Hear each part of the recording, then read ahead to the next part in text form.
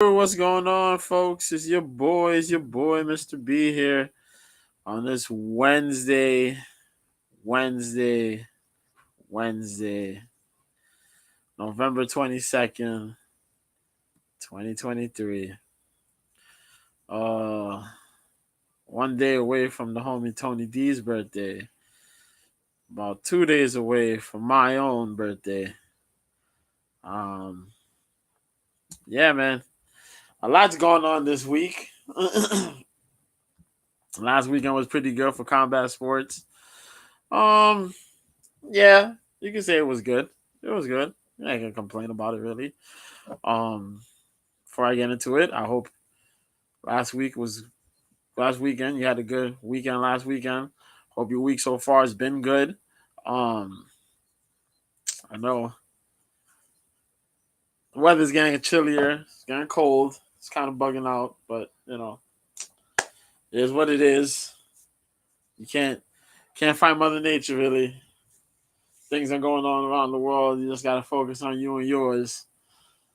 So I hope you and yours is all right. Are all right. But yeah, man, a lot of things going on. Combat sports world is kind of crazy. World in itself is crazy. Um, Not an interesting week so far. Um, I don't know how to explain it. It's random. My week so far has been random. I'll say that. I ran into some people I didn't expect to run into. I've been reflecting on some stuff. I think I'm gonna run into some more people. Thanksgiving, of course, the weekend. You know, Off. So thank goodness for that. I'll be off on my birthday as well. So Thursday, Friday, nothing. Haha. So it was like 4 days. Haha. But yeah, man. Other than that, just chilling. So I'll be going into a list of things. Some stuff I'm gonna cut halfway. If you see this, you'll notice it says part one in the description. The merger um, is a big deal. The PFL has purchased Bellator. I've mentioned it on here for quite a bit. It happened. It happened Monday? Yeah. Monday they finally announced it. People thought they were gonna announce it. There was some rumors that they were gonna announce it during on Thursday, but they announced it Monday. Yo, we brought them. We watched the event on Friday. Bellator 301. The guys, at the desk. Uh, Morinalo,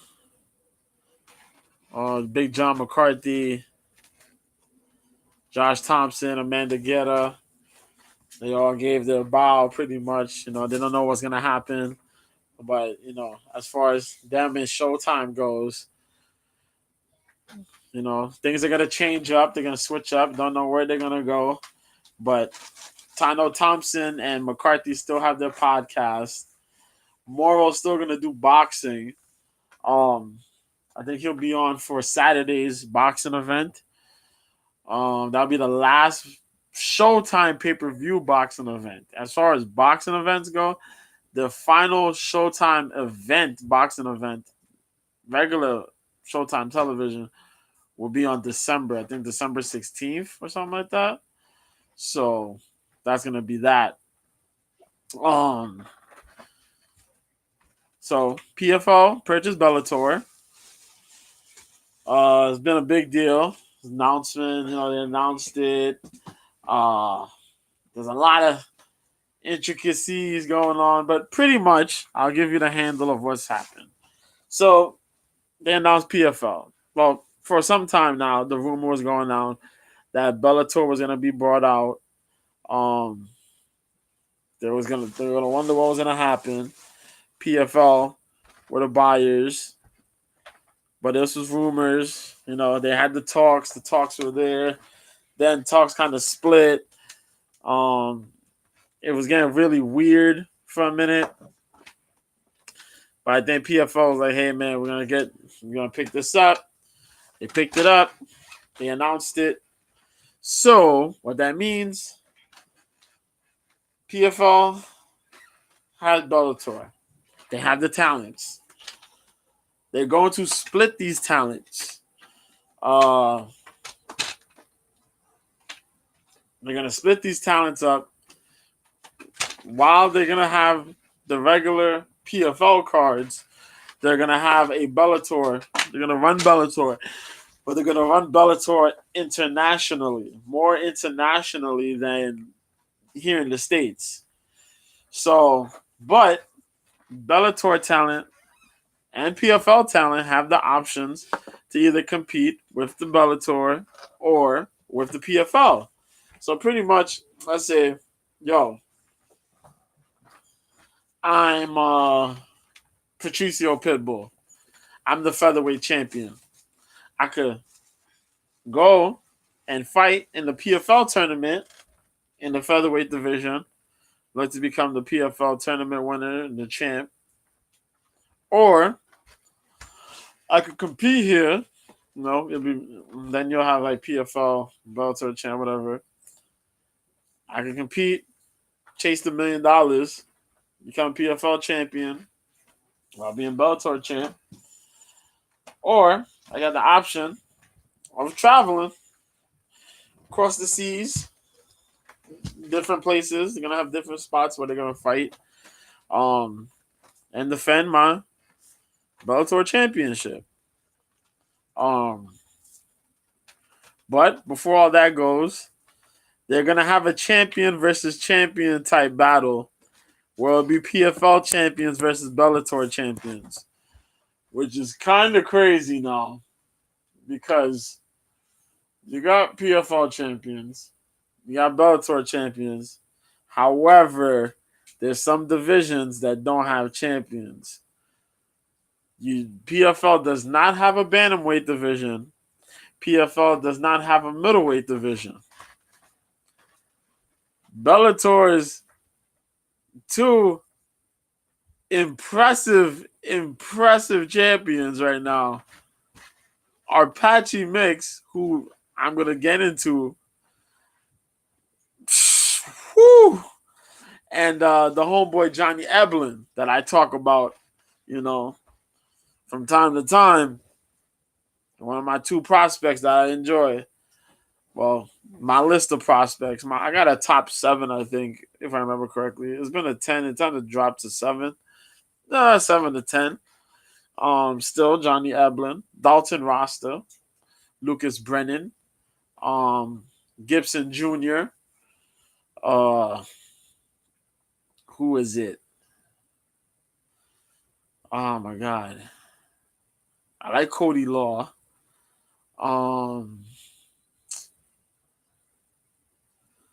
What's homeboy, man? Is it doing a lightweight division? I'm trying to remember.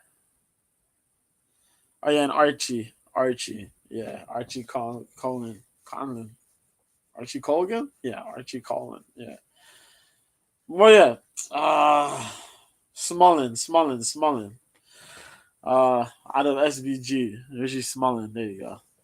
But that's it. The 7 pretty much. Yeah. 7 to 10. There's 3 others probably. But those guys I like a lot in Bellator. And I hope they get an opportunity, man, to shine in this union of PFL Bellator stuff. But there's a lot more other stuff, more intricacies. But I'm gonna talk about that later when I get on with the homie Ted Hick.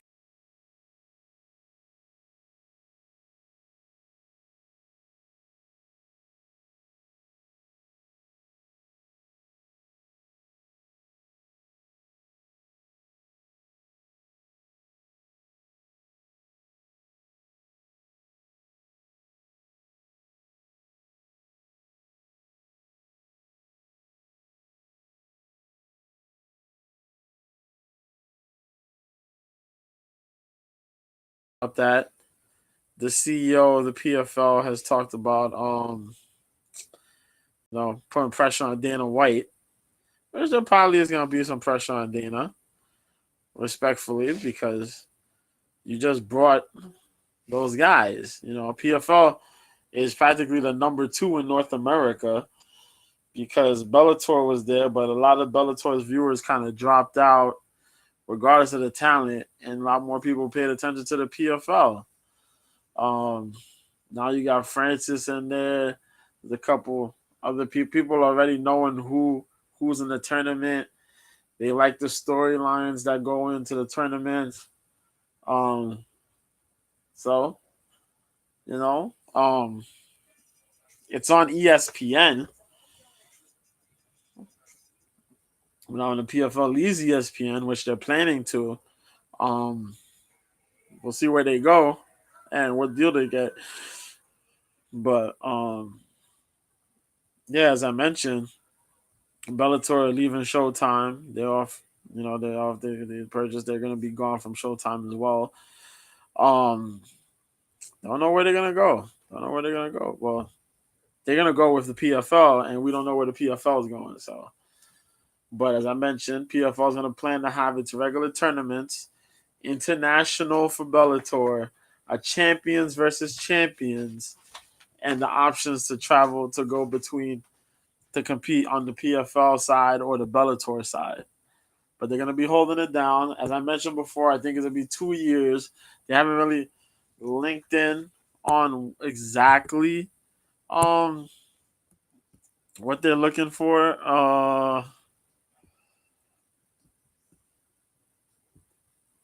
Well, early on, somewhat.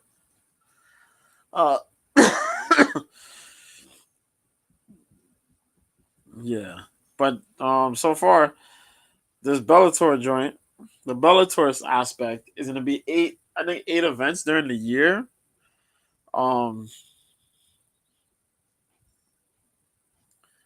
each card is going to have title fights, which is really impressive, considering the fact that we do see events from Bellator, but a good portion of them beat our title fights. But to throw 2 title fights in each Bellator event, it's not bad. Yeah, we still have this super fight series that's gonna be coming. But yeah, man.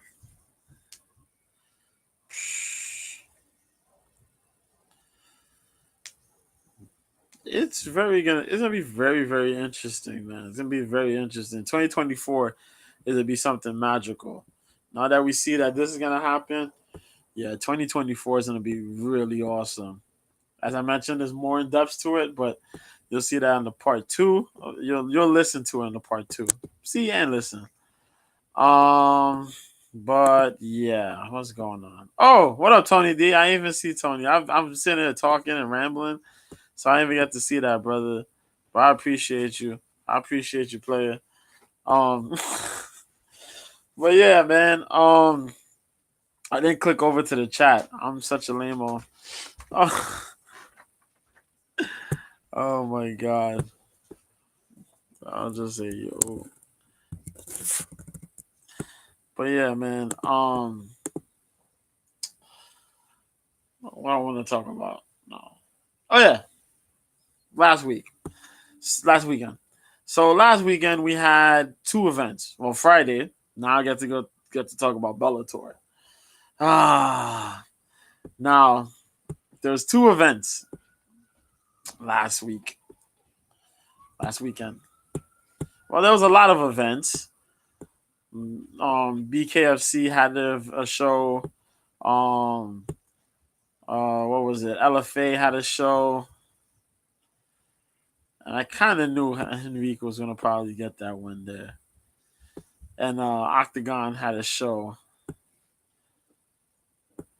LFA wasn't bad. LFA, if I remember correctly, yeah. Eduardo Henrique got a TKO win in the 4th round of his fight against Cody Davis to become the new flyweight champion. LeRae Douglas knocked homeboy Ivan Tena out with a left hook. That was at featherweight.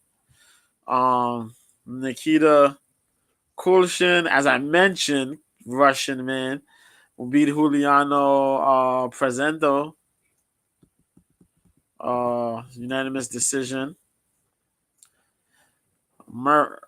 Mirzal Akhtamov beat Keith Dawson with an overhand right. That was a straight up KO.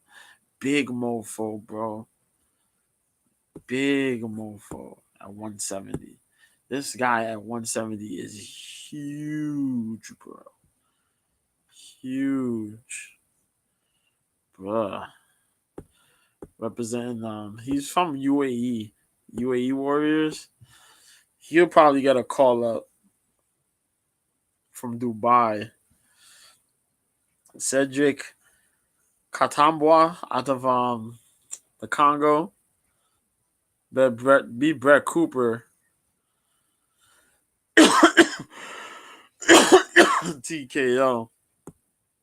Leslie Hernandez won against Christina Brador. Split decision. Grace DeFrancesco finished Jasmine Pouncey at 115.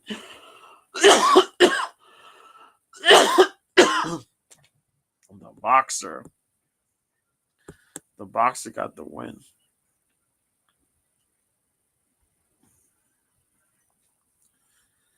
And in one of the prelims here, Alex Apodaca beat Jenna Williams. This was probably an added on the prelim. It was an amateur fight though. Split decision with a catchweight 130. That's interesting. LFA cards, bro. LFA. But yeah, man. What else happened? Let's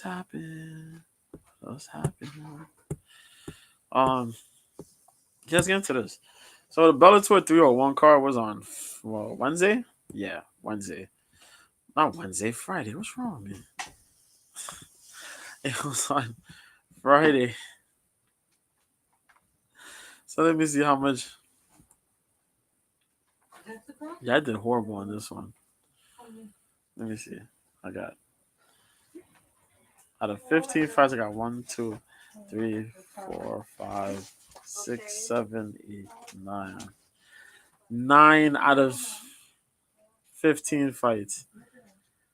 And I locked up the McKee Jr. fight, the Shabley fight, the Colgan fight, the Krazeev fight, the Taylor Melendez fight, and the Lando fight.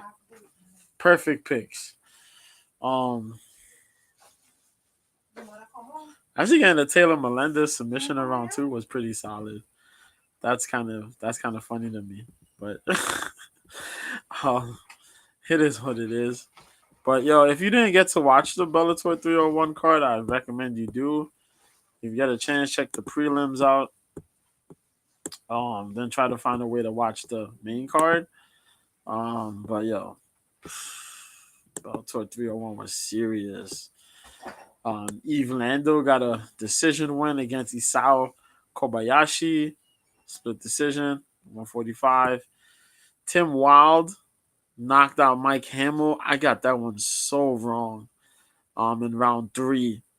Crazy fight though. Crazy. Cody Law got a unanimous decision against Jefferson Pontes. Law with the wrestling, mixed up with some really good striking, some nice groundwork and control. Did well.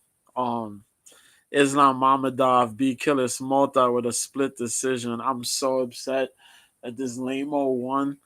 Malta would have had it, kind of messed up. Islam Mamedov, this bum, he won. Boo.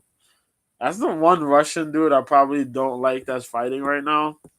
Because after seeing how he fights, like I'm so lost. Like these dudes that fight and they just he's not no Khabib. He's not a Khabib, Islam, Fedor, Saeed Magomedov type guy. Like he gets the wrestling, but you just hold in position. You're not advancing nothing much. You're just holding. And then when you want to do something different, then you try to do something different. But it's like too little, too late. What the hell are you doing? You know? So I'm like, it's the dude's dull, man. The dude's dull. But he beat Mota. All good. That was at catchweight 160. Ramzan Ramazan Kuramagomedov won against Randall Wallace. That was a good fight. Kuramagomedov, nice showing. He had that one knockout win. He came in here, beats Wallace second round. Really good stuff. Had a lot of control, was beating up Wallace on the feet, got the takedowns, beat him up on the ground. Then the second round, he kind of just bullied him and got the choke, got the rear naked. Good work. This next one was a real scrap between what was it? The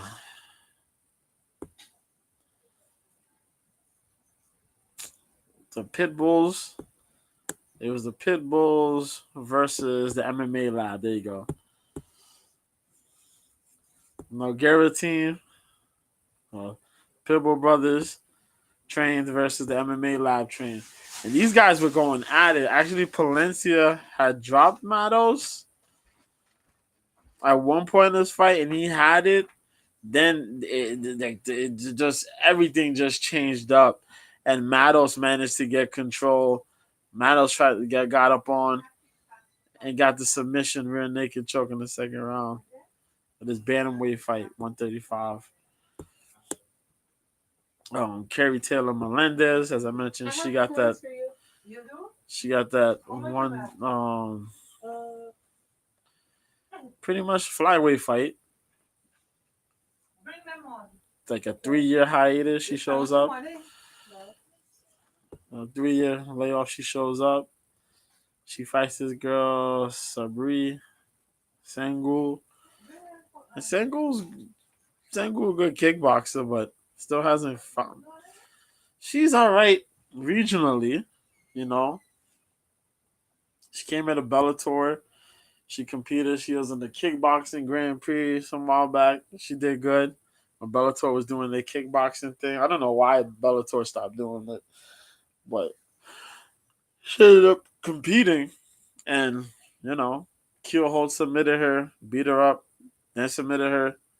She ends up getting the same treatment here. Carrie Melendez and that damn jab. Jesus Christ. She jabbed this girl's face off, pretty much. Kept her away with the jab, the push kick / teep kicks, mixed it up with some takedowns here and there. So Ree couldn't really get much. She tagged a little bit on Carrie, but Carrie was just demolishing this girl's face. And then second round, she got the wraparounds. She got her hooks. There was one point where I thought she was going to take Sengul's back, but then eventually Sengul kind of went in half-hearted type takedown attempt. Carrie said, "Nah, I'm good. I'll just take this neck." Guillotine choke. Submits poor Sabri in the second round. Timur Kraziev. Yeah. The undefeated Russian. That's another one. He's good. He fought tried and true vet, man, Justin Gonzalez. Go watch that fight. I recommend it. What about that's the second one I recommend? Hold on. You might want to watch Tim Wild. That was the first one I recommend. The Kuramagomedov, I recommend that. Yeah, Matos versus Palencia, I recommend that. Melendez. You want to see Melendez just jab somebody's face off? Go ahead. Crazier versus Gonzalez was awesome. They just scrapped, man. It was a lot of scramble action, real good scramble action between these two. Kraziv got the win, unanimous decision. Keelholtz for Samiko Naba. Denise Keelholtz for Samiko Naba. Women's flyweight. This was a good fight, but it just showed the difference in the you know what I mean, the skill set, the experience that Keelholtz has in both high level kickboxing and in mixed martial arts. And Naba is good, but she's still coming up. You know what I mean? So, Naba has some like a kickboxing background, if I remember correctly. Somewhat of a kickboxing background. But it's not different. So, but she has like good amount of amateur fights, if I remember. But Keelholtz has lengthy experience, man. Lengthy experience. So she went out there. She did her thing. You know what I mean? So she went out there, defended takedowns, low leg kicks, good work behind her jab, good movement, mixed everything up, took away Naba's pretty much denied Naba the range game. Denise pretty much played for the most part just moving and just being in the face of Naba, but just really like taking away that space. Really good veteran instincts by Keelholtz. She picks up the win unanimously. Archie Colgan got the win against Peter Buist. Buist has fought in some places around. I think he fought at one. Colgan, good pickup, man. He was fighting regionally. Bellator, signed a Bellator. And so far, so good, man. He stays undefeated. Good unanimous decision. Mix of skills using the wrestling, high-level wrestler with a combination of some good striking, good boxing. Did well for himself. So then we had the main card. And main card. The prelims were fire. But this main card, god dang, this main card, man. Alexander Shabley, yes, for Patricky Pitbull. This was towards the finals of this. Going towards the finals of the tournament here, the lightweight tournament. Boy, Patricky been in Bellator for so long, as long as his brother has, and Patricky's been a monster. You know what I mean? Been close to fighting for the title, as being a list of who's who. Just a guy. Boy, oh boy, when I say this man got annihilated last week, oh, he got annihilated, man. Alexander Shabley, man. You see the age difference, but it was the age difference. You see the fresh body, man, not the damage, lack of wars. It's just, man, Patricky got beat up. He never really was able to get the beat to get like a step or two ahead of Shabley. Alexander had good lateral movement going on, good boxing. His boxing was on point, man. It was crazy because you would think, okay, this guy, wrestler, Russian, he would put some wrestling on him. No. This man danced on him and hit him with all sorts of kicks and combinations. And this was just so smooth, man. The jab was just fucking up Patricky, man. Patricky's eyes were just shut.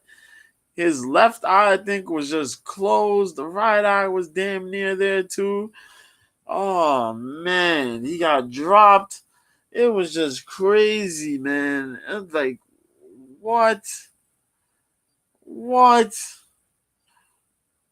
Oh, I can't go. Wow, just wow, just wow. Okay, it was just wow. So that happened. Shabley wins, unanimous decision, clean cut. Like there was no argument about it. Patricky's a warrior, but damn, that was an ugly fight, man. That was an ugly fight, and it was just real good technical skills shown by Alexander Shabley. Um, that's all. Sydney Outlaw fought AJ McKee in the second fight of the main card. AJ McKee won this one. Um, Remember how a little earlier I was just talking about this Islam Mamedov guy and how he just lays on people and doesn't do much? Well, Sydney Outlaw went out there and Sydney Outlaw threw some punches with AJ McKee. And Sydney Outlaw decided he'd wrestle. But AJ McKee being a good wrestler himself, however, he got AJ down. He got good positioning on AJ. Just didn't do enough. All he did was lay on him. AJ went full Tony Ferguson. Remember back in the day, Tony Ferguson fought Danny Castillo? I bring it up from time to time.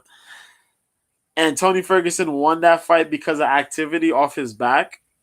Well, AJ McKee managed to do the same exact thing and throw a lot of punches and some good elbows off his back.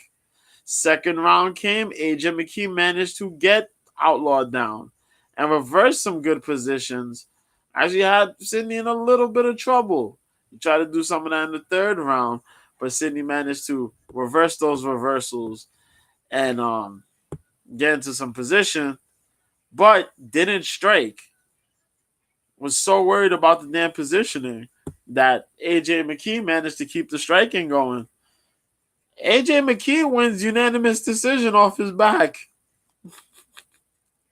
He spent the majority of this fight on his back, a good portion of it on his back, and wins. Sydney Outlaw, you only have yourself to blame, brother. You wrestled, but you didn't throw nothing else much in the wrestling. That's crazy. And you thought just wrestling with no strike output was really going to do it. That was weird.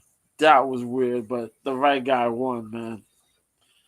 Now we talking about wrestling. The rematch. Danny Sabatello versus Rafion Stotts. Now the first fight that they had going into the bantamweight tournament, and then that was a semifinal. Yeah. That wasn't pleasing. It wasn't really pleasing. Sabatello kind of did the same thing. He went for the takedowns, but didn't do nothing much with the takedowns. They were just empty takedowns pretty much, where you just lay on somebody, pretty much like what Outlaw did, like I talked about that other guy doing. And that was it. They didn't really do nothing much. He didn't do nothing much. Stotts managed to reverse a good position, a good set of those, and then work on his back and throw strikes on his back, off his back. He ends up winning that 5-round bore fest. It was somewhat of a bore fest. They had his good moments, but it was pretty much boring. This 3-rounder, hell no. No way.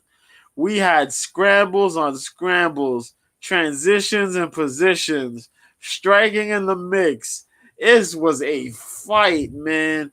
Oh, shoot. We had submission attempts. We had a whole lot of madness in this one, man. Stotts hit this crazy bridge over. Oh, shoot, man. Yo, Sabatello's wrestling game, damn, that thing was ferocious. But Stotts was so on point with the reversals, man, with the transitions and the scrambles, slip unders, float overs. This thing was crazy. He had got ground and pound on Sabatello. He tried to grab Sabatello up. Damn near submission attempts. Oh, shoot. The head and arm choke. I think that was there. Oh, this fight was good. And it was 3 rounds this time around. But Rafion Stotts beats Danny Sabatello in a rematch. And this was in Sabatello's hometown in Chicago. So this card was in Chicago. Did I mention that? Yes. Live in Chicago, Illinois. Yep. So Stotts got the rematch win. 2 for 2. He's 2-0 in the rivalry. Sabatello was upset. He didn't want to sit in the cage. He didn't want to congratulate this dude. He just left. He was upset, man. But with all that craziness, these last 2 fights, these title fights, made it well worth it. Sergio Pettis, the current champion at the time. Oh, I spoiled it. But you probably heard it by now, man. Sergio Pettis defended his bantamweight title against Patchy Mix. And I thought this fight was going to be, it's a dangerous fight. Whenever you fight Patchy Mix, it's always dangerous because Patchy has a crazy jiu-jitsu skill set. He can wrestle, but he has jiu-jitsu. And his jiu-jitsu's really strong. Plus, he's a big 135er. He's improving his striking.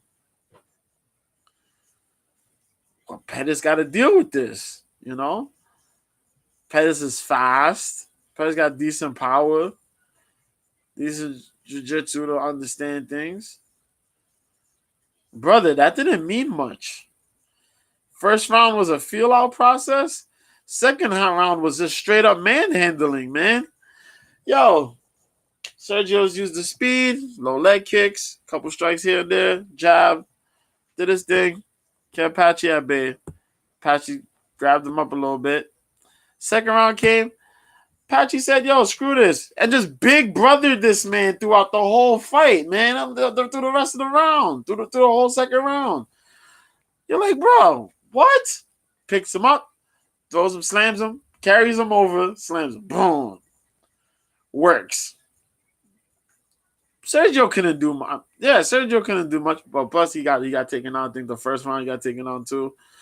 But whenever Patchy got a hold of him, it wasn't much Sergio could have done. When he took him down the second time in the second round, boom.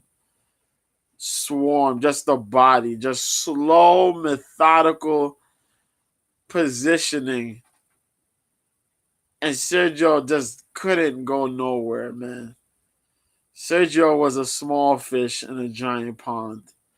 And unfortunately, that pond just had a massive great white shark.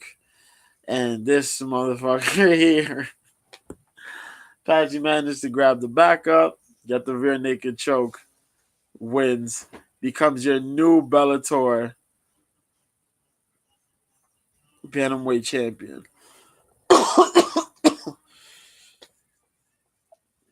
Patchy Mix is a menace. And I can't wait to see where he goes next, man. PFL, you better lock this man down. You better hold him down.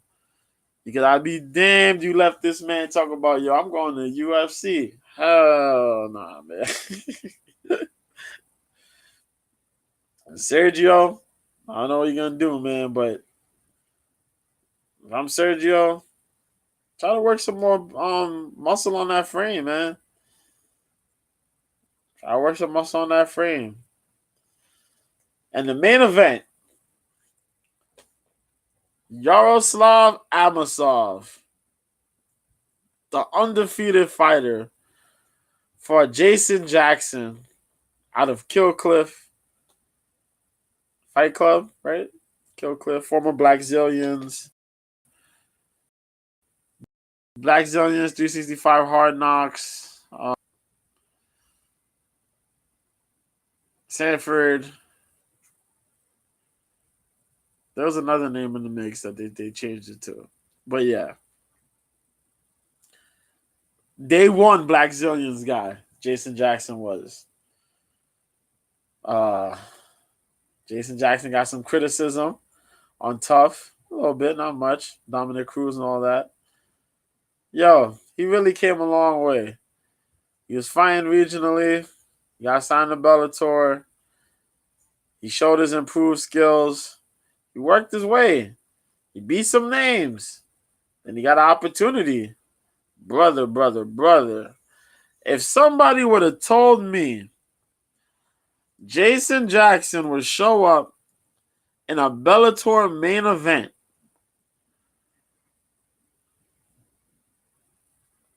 not just against any random person, but against the undefeated Yaroslav Amosov, fighting for this Bellator welterweight title. If you would have told me he would beat this dude and it wouldn't go to a decision, I'd say you're lying. Brother, this thing only went 3 rounds. Yaroslav Amosov shot for somewhat over 8 takedowns, I think. More than 5. All those takedowns got stuffed. He did not land one takedown. Jason Jackson stuffed every takedown and beat him up on the feet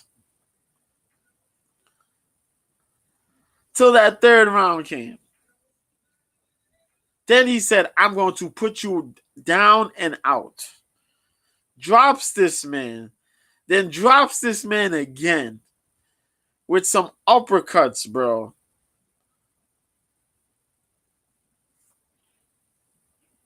Yaroslav Amosov is the same fucking guy that trained with the Ukrainian national wrestling team. This motherfucker showed up to Bellator, beat Gerald Harris, Mr. Hurricane, beat Eric Silva, UFC's Eric Silva, beat David Rickles, well, that's not bad, but handled Ed Ruth, beat up Mark Lemminger, beat Logan Storley twice, beat Lima for the title. Bruh. I just wish he would have been able to fight Michael Venom Page, but that didn't happen. Page, I think this dude, I think he left. No, I think Page got injured, so it couldn't happen. But Jason Jackson managed to get the opportunity to become a champion. And within 3 rounds, this man became a champion. Shout out Patchy Mix. Shout out Jason Jackson. I don't know what these guys are gonna do. I just want to see them compete to the highest of their ability. Hopefully, they could defend those titles. They have successful title runs. For as long as Bellator's gonna be around and about. If they do things in the PFL, then they do things in the PFL. I hope that goes well. But damn, Bellator was the shit last week, man. Bellator was the shit over the weekend. But now, from that joint, we had to watch the UFC card, which came on early. And this card had me frustrated. I had only 2 perfect picks on here. And it's funny because I had 2 perfect picks and they came. Oh, no. 8 of 14 winners. 2 perfect. Oh, yeah, it was 2 perfect. Okay, it was Saragi and Parkett. That was good. Duncan did get the win, the KO, but it wasn't in round 1. Hebos did get a finish. Talbot got a finish. Allen and Morales. I expected Morales to get a finish, but it went to decision. I can't believe I did pick Levitt over freaking Hooper like a dumbass. Shame on me. But anyway, let's get into it. So we had Charles Energy Johnson versus Rafael Estevam in a catchweight 128-pound fight because I think Estevam kind of missed weight. So, got that percentage of the paycheck. But Estevam won by unanimous decision. Charles Johnson was pretty strong in the stand-up, in the striking. He did rock Estevam quite a bit. Estevam did land some good strikes, but of course, Johnson's weakness, his takedown defense, did not defend enough takedowns. Estevam managed to get the takedowns on him. Work. Kind of frustrating, man. It's frustrating. It really is. I can't stress enough how frustrating it is when folks could have a chance to win fights and the simple things, No shit, man. So yeah. Estevam shot for 22 takedowns. 22 takedowns and landed 3 of them. So that's what happened. And you can see, well, you can't quite see. But Estevam, 18 of 43 strikes. I mean, significant strikes. Total strikes, 35 of 77 strikes for Rafael Estevam. Charles Johnson landed 116 of 161 strikes. Unfortunately, the majority of those strikes that he landed came at round 3, where he did outstrike Estevam in the second round, but he got taken down. He got wrestled. That was the sucky part about it. So, a lot of control, a lot of work, and that's what happened. Submissions, you know what I mean? Took him down, had the attempts. He had a submission attempt. This dude managed to reverse, though. I will give him credit on that one, but that did not happen. So Estevam won. Yeah, as I mentioned, I went 8 of 14. God damn, I went 8 of 14. So I got the first one wrong because I picked Charles Johnson. The second fight, this was a throwaway. Nicholas Mota versus Trey Ogden fought at lightweight. There's nothing much to really emphasize here other than Trey Ogden looked really good. He got a good amount of takedowns. He controlled Mota. Nicholas Mota. I don't know, man. Nicholas Mota is really looking bad out here, man. If I remember, Mota got beat by Clay Guida. Was it Jim Miller? 1 or 2? But then this dude, his last fight, knocked him out with just a standing elbow. And then fucking this fight. But pretty much, brother, Trey Ogden, takedowns, 3 of 16. He got the 3 takedowns. Trey landed more total strikes, 96 of 128 to Malta 16 of 82. Did more in the significant strikes. Had better control time. This dude outstruck the shit out of Nicholas Malta on the ground. 41 of 56. Actually, no. On the feet. 41 of 56 to 12 of 58. Bruh. And then, of all that, this fight, he ends up taking Mota down, has him in an arm triangle. Okay, yeah, an arm triangle. And freaking, I think that was what's this dude's name? The ref. Oh, I forget the ref's name. I actually could find out who the ref that fight. There you go, Mike Beltran. Haha. Mike Beltran looks at Mota. Mota is turning his body inward to try to get breathing room. You could watch and see that he's not out.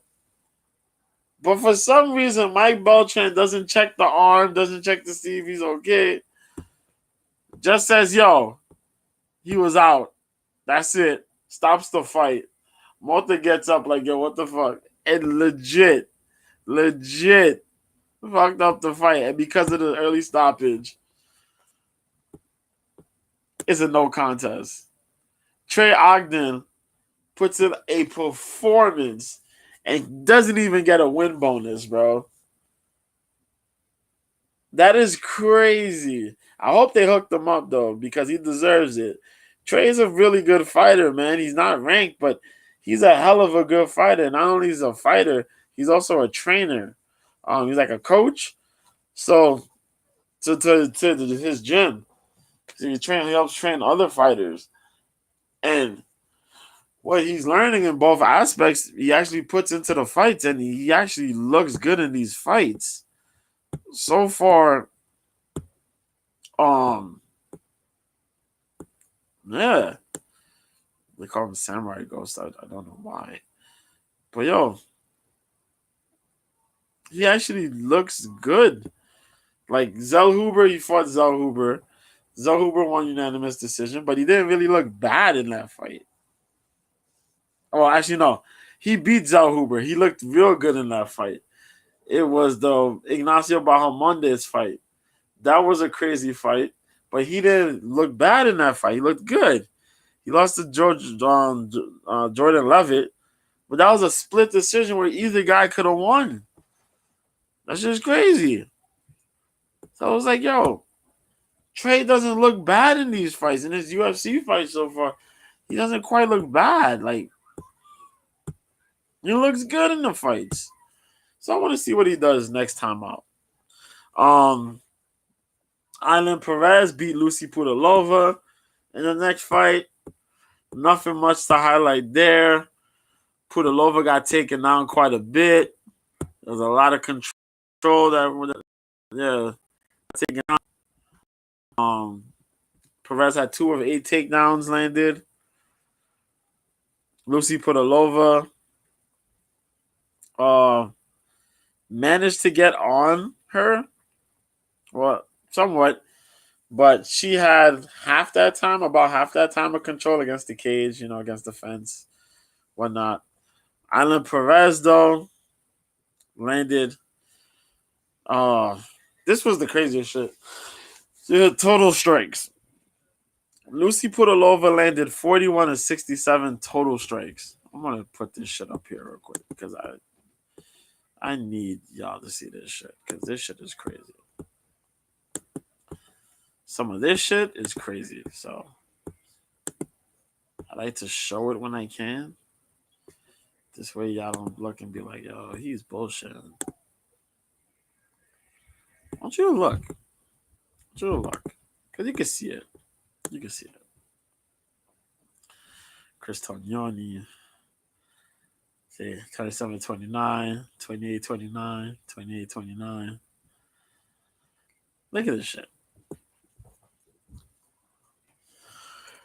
Lucy Pudilova threw 41, landed 41 of 67 strikes. Island Perez landed 123 of 180 total strikes. Significantly, out of the 41 strikes that Pudilova landed, 20 of them were significant. Out of the 123 that Perez threw, landed, 42 of them were significant. What?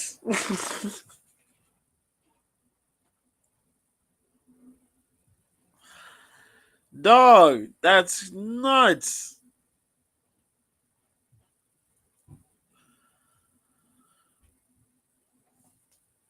So when you look at the bottom here, you see the significant strikes. The majority of them were around two, and they mostly came from the ground, from ground striking.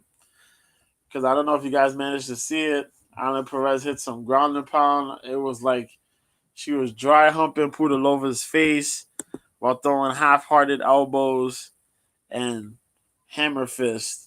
I don't know who's telling Alan Perez to do this stuff, but they're sickos. They need to stop.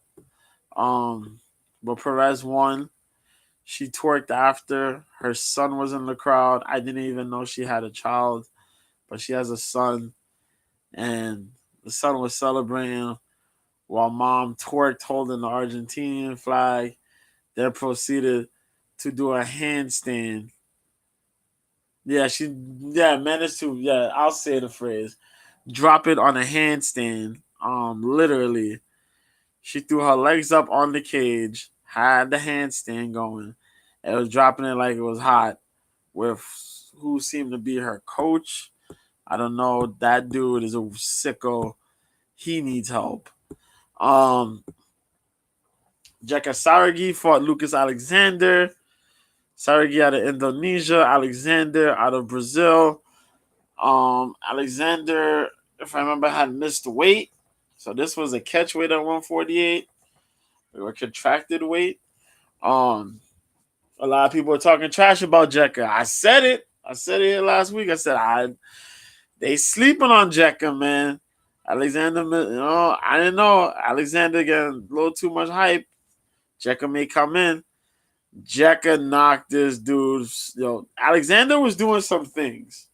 Then I think he threw a kick. That's what it was. Saragi grabbed the leg, pushed him over. Yeah. Let me think. Hold on a second. Or was it Jeka that threw the kick? No. Lucas threw the kick. Lucas had a kick. If I remember, one of them had a kick. They threw a kick. They grabbed the leg and they pushed them down. Then, in the mix of them trying to get back up, Saragi landed this nasty hook. He landed on him. Then he landed on him again. The hook dropped this dude down. And then two more punches just put this dude on Dream Street. He looked dead. He looked like he got shot. Like, that was bad. That had to be the most sickest. Yeah, that was the sick KO of the night. Yeah. I think that might have been the KO of the night. I'm talking about. He knocked this dude dead. Literally dead. My man was just hung. He looked like how dudes used to look when they drink 40 ounces. You drinking like 5, 7, 40 ounces. He looked like that. My dude was gone, man. Lucas Alexander was dead. Just gone. Mick Parkin from Kyle Machado. That was a typical heavyweight fight. Nothing really to go crazy about. But Machado had a chance to win this fight. It didn't work out for him. Parkin had 3 to 10 takedowns. Out of 10 takedown attempts, he landed 3 for a little over 6 minutes of control time. Machado had more strikes, though. Yeah. He had the better striking, but Parkin managed to do enough with his striking to win. It's kind of weird. I know it's weird to say, but yeah, Machado did do good striking, but Mick landed some good strikes. Um, and he just mixed it up with the wrestling, the takedowns, and some of the control. So he edged it, kind of edged it. Machado could have done a lot better, but I don't know, man. Machado's gas tank was a little weird. He got a little sloppy. Um, that was it. Parking wins. That was my pick there. Yeah, so I had so Charles Johnson lost. The motor fight. That was a scrap. Oh yeah, I did pick Lucy Pudilova to beat Island Perez. Stupid me. Psh. My girl went to SBG and didn't get no takedown defense. But Jekka won. Mick Parkin won. And now, haha. Christian Leroy Duncan gets his second fight here against Dennis Tululin. And Leroy Duncan got a win. Took 2 rounds, but he was very patient.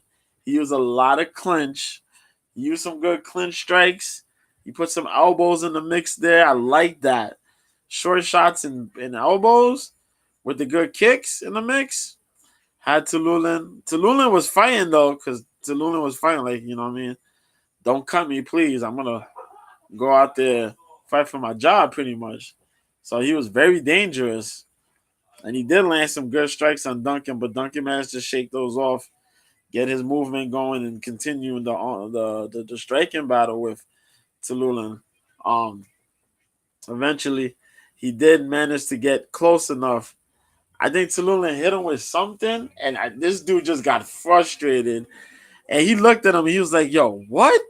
And then he just hits him with this 2-punch combination and some elbows. And I was like, God dang, Tululin just slid down the cage, pretty much the fence.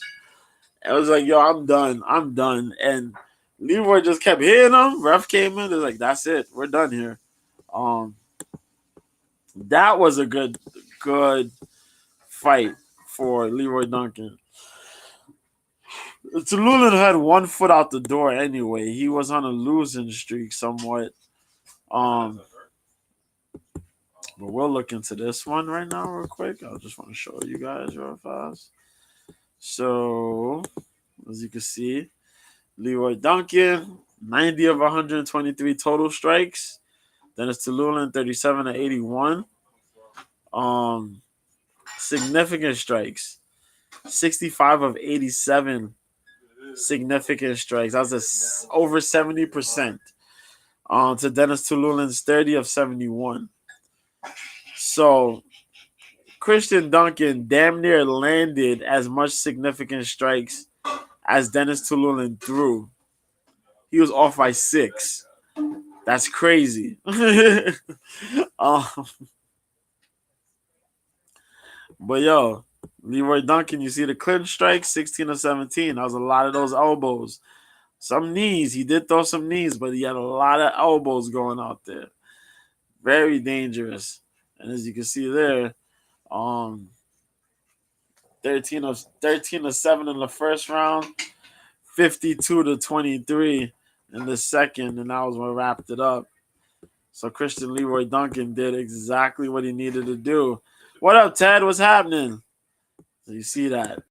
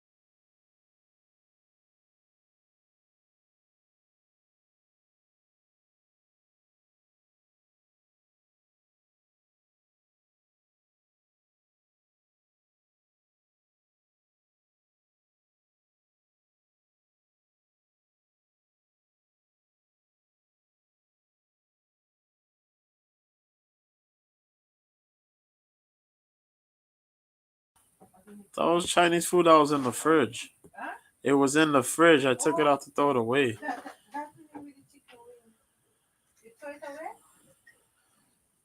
The Chinese food that was on the counter.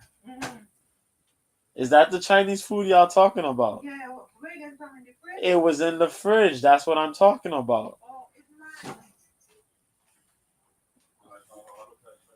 Then there's chicken wings in a bag that's in the fridge. I don't know. It's just chicken wing in that box. I'm hungry. Yeah, I'm confused. My fault. So yeah, let me put that there. I took one thing off and not the other thing. My bad. What else did I say? Yeah.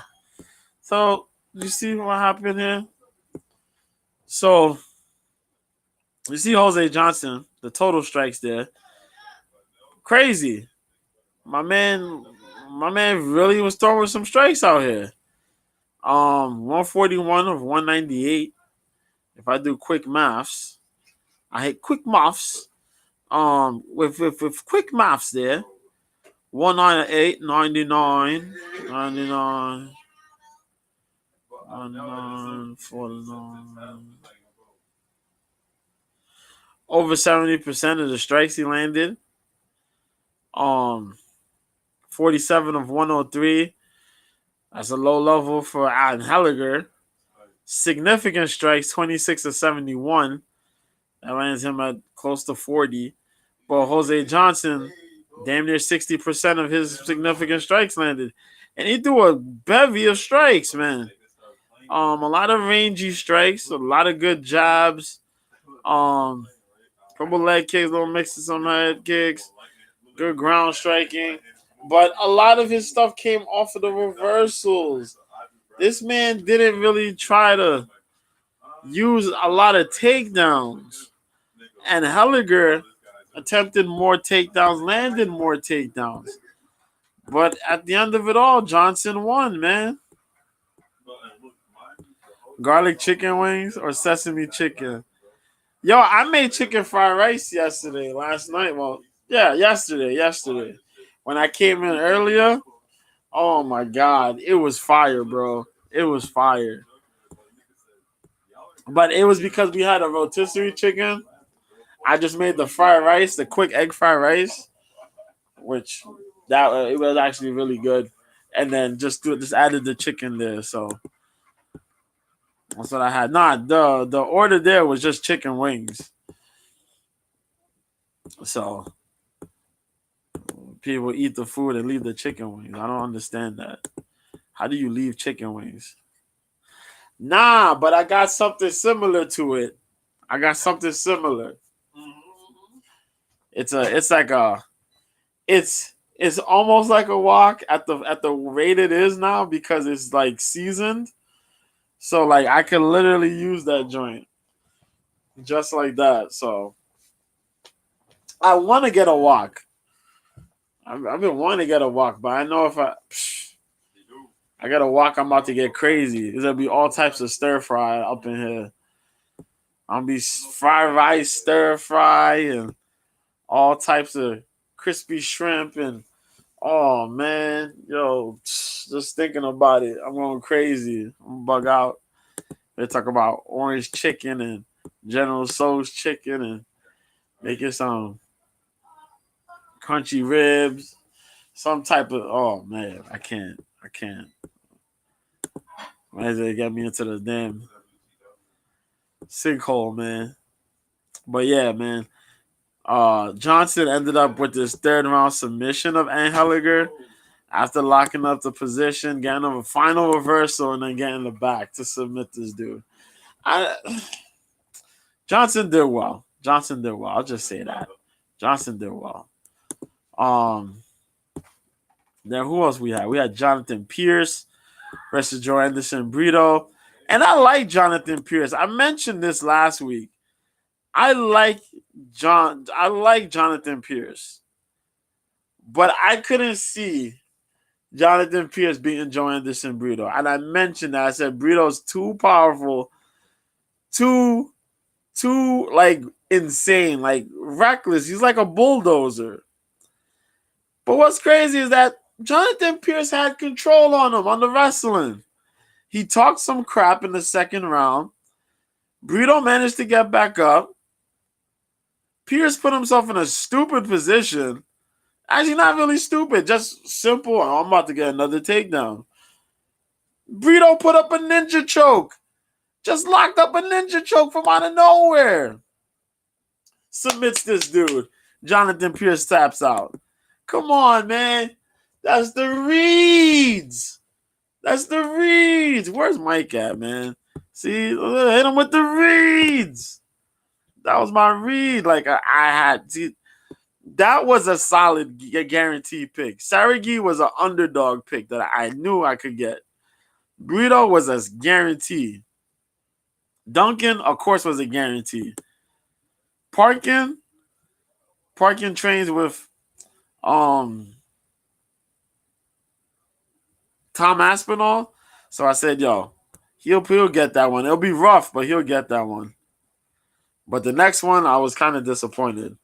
Euros Medic fought Mirtabek Otobai. Now, I didn't know Otobai. Well, I know he was making his debut. I didn't know that he was training with Uriah Faber's team, Team Alpha Male. I did not know that. If I knew that, I would have switched. But I didn't know that. My bad on that. I took Medic. I thought Medic was going to do good, and Medic did do good on the feet. He dropped Otobai. But Otobai could wrestle, man. That motherfucker could wrestle. And he wrestled very well. He wrestled very well against Medic. I was quite impressed with that. He wrestled. He took the back. He got the takedowns. Yeah. It took quite a number of takedowns, though. I think he attempted about close to 10. Got about more than half of those. But, yeah, a lot of control. Then he managed to get the pin down on Medic. Medic did land a good shot, though. Had him stumbling. I wish he could have followed it up, but he couldn't follow it up. And, Otobai managed to do the same thing in the second round. I think at that point it was like Medic was like, shit, I can't deal with this wrestling. God dang. And Otobai ended up getting a rear naked choke, but since it was on the jaw, he kind of tightened it and twisted the head. So it was a neck crank. Medic tapped out. That was his second round submission win for Otobai in his debut. Now he's gonna drop down to 155. So if he gave that problem to Medic, but then we gotta remember, Medic fought as a 155er too. So, he could be causing problems probably for the 155ers. Who knows? But maybe, optical illusion.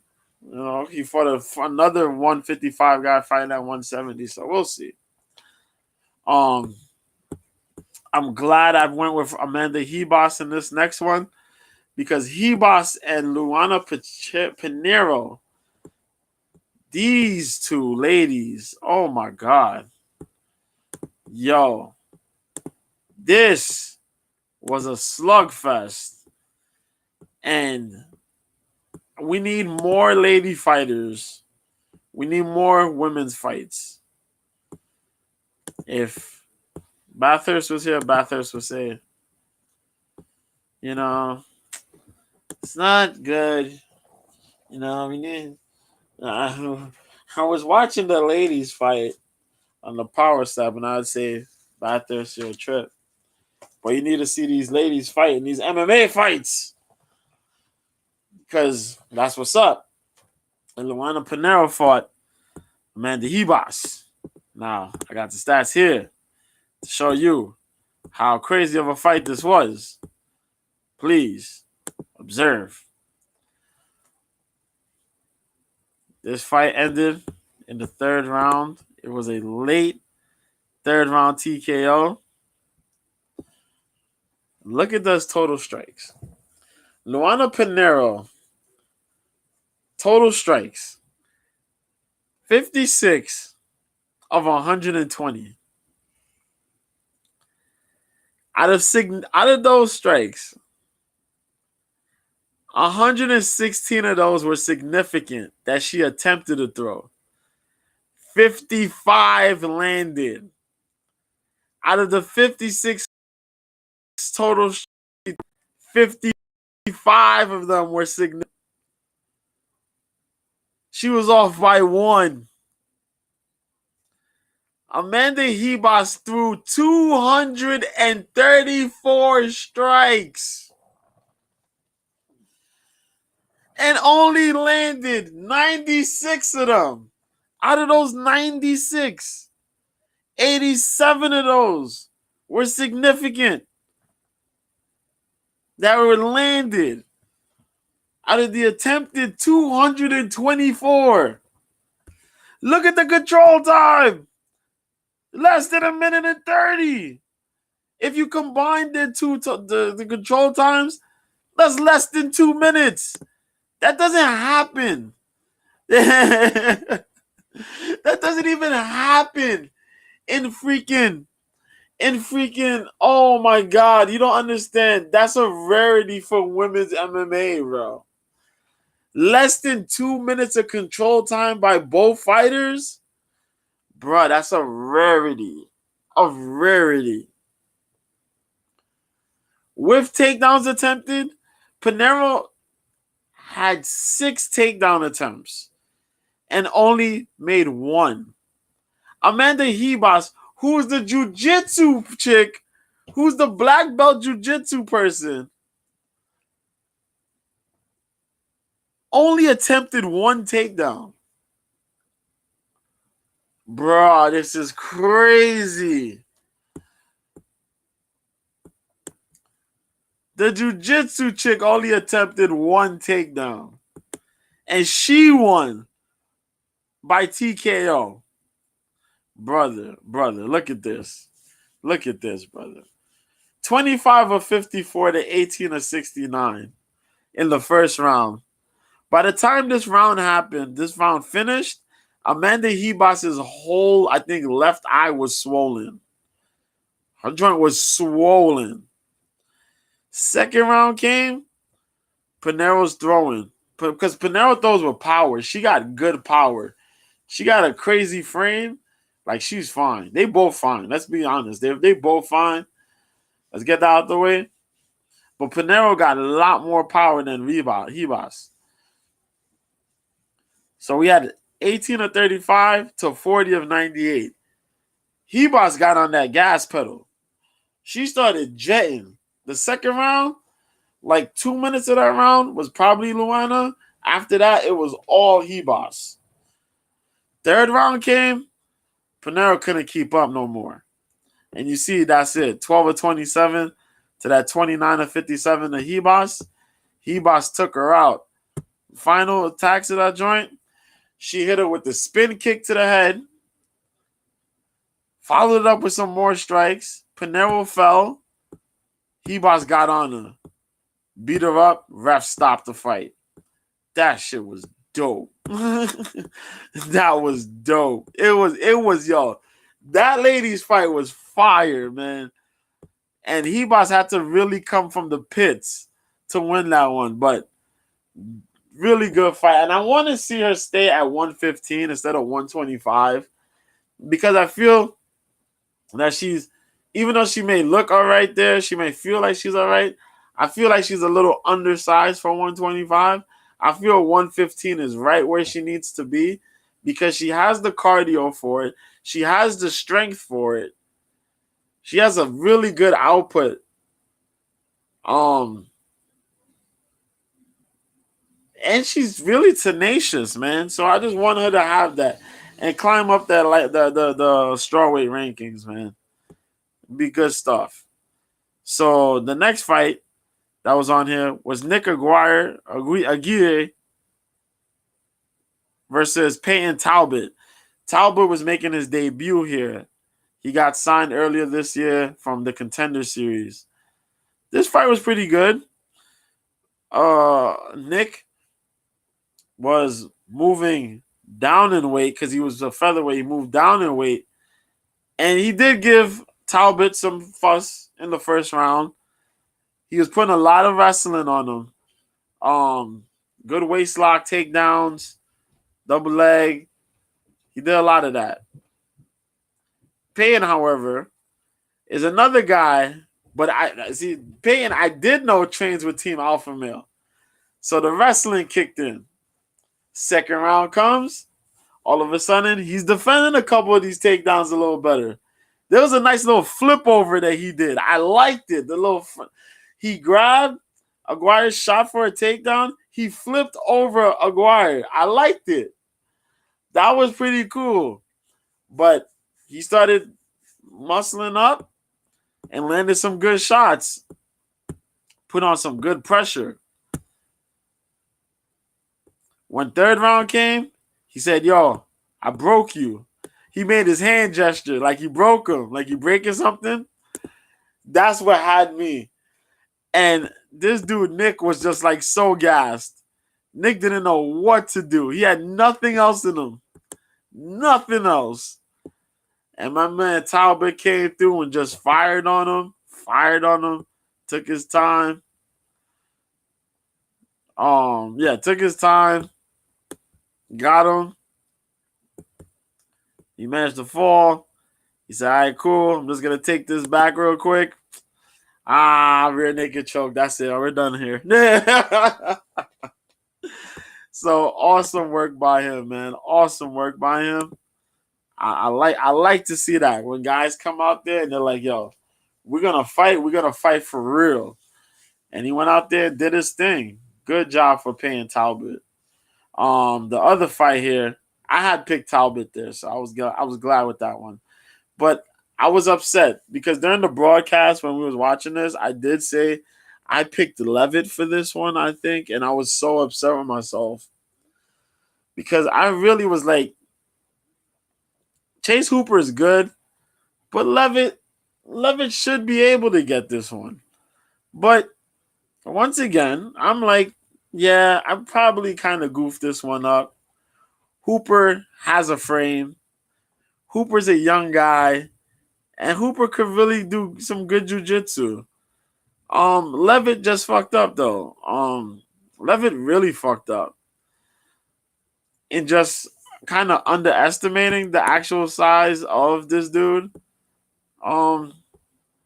Chase Hooper. Because, to be honest,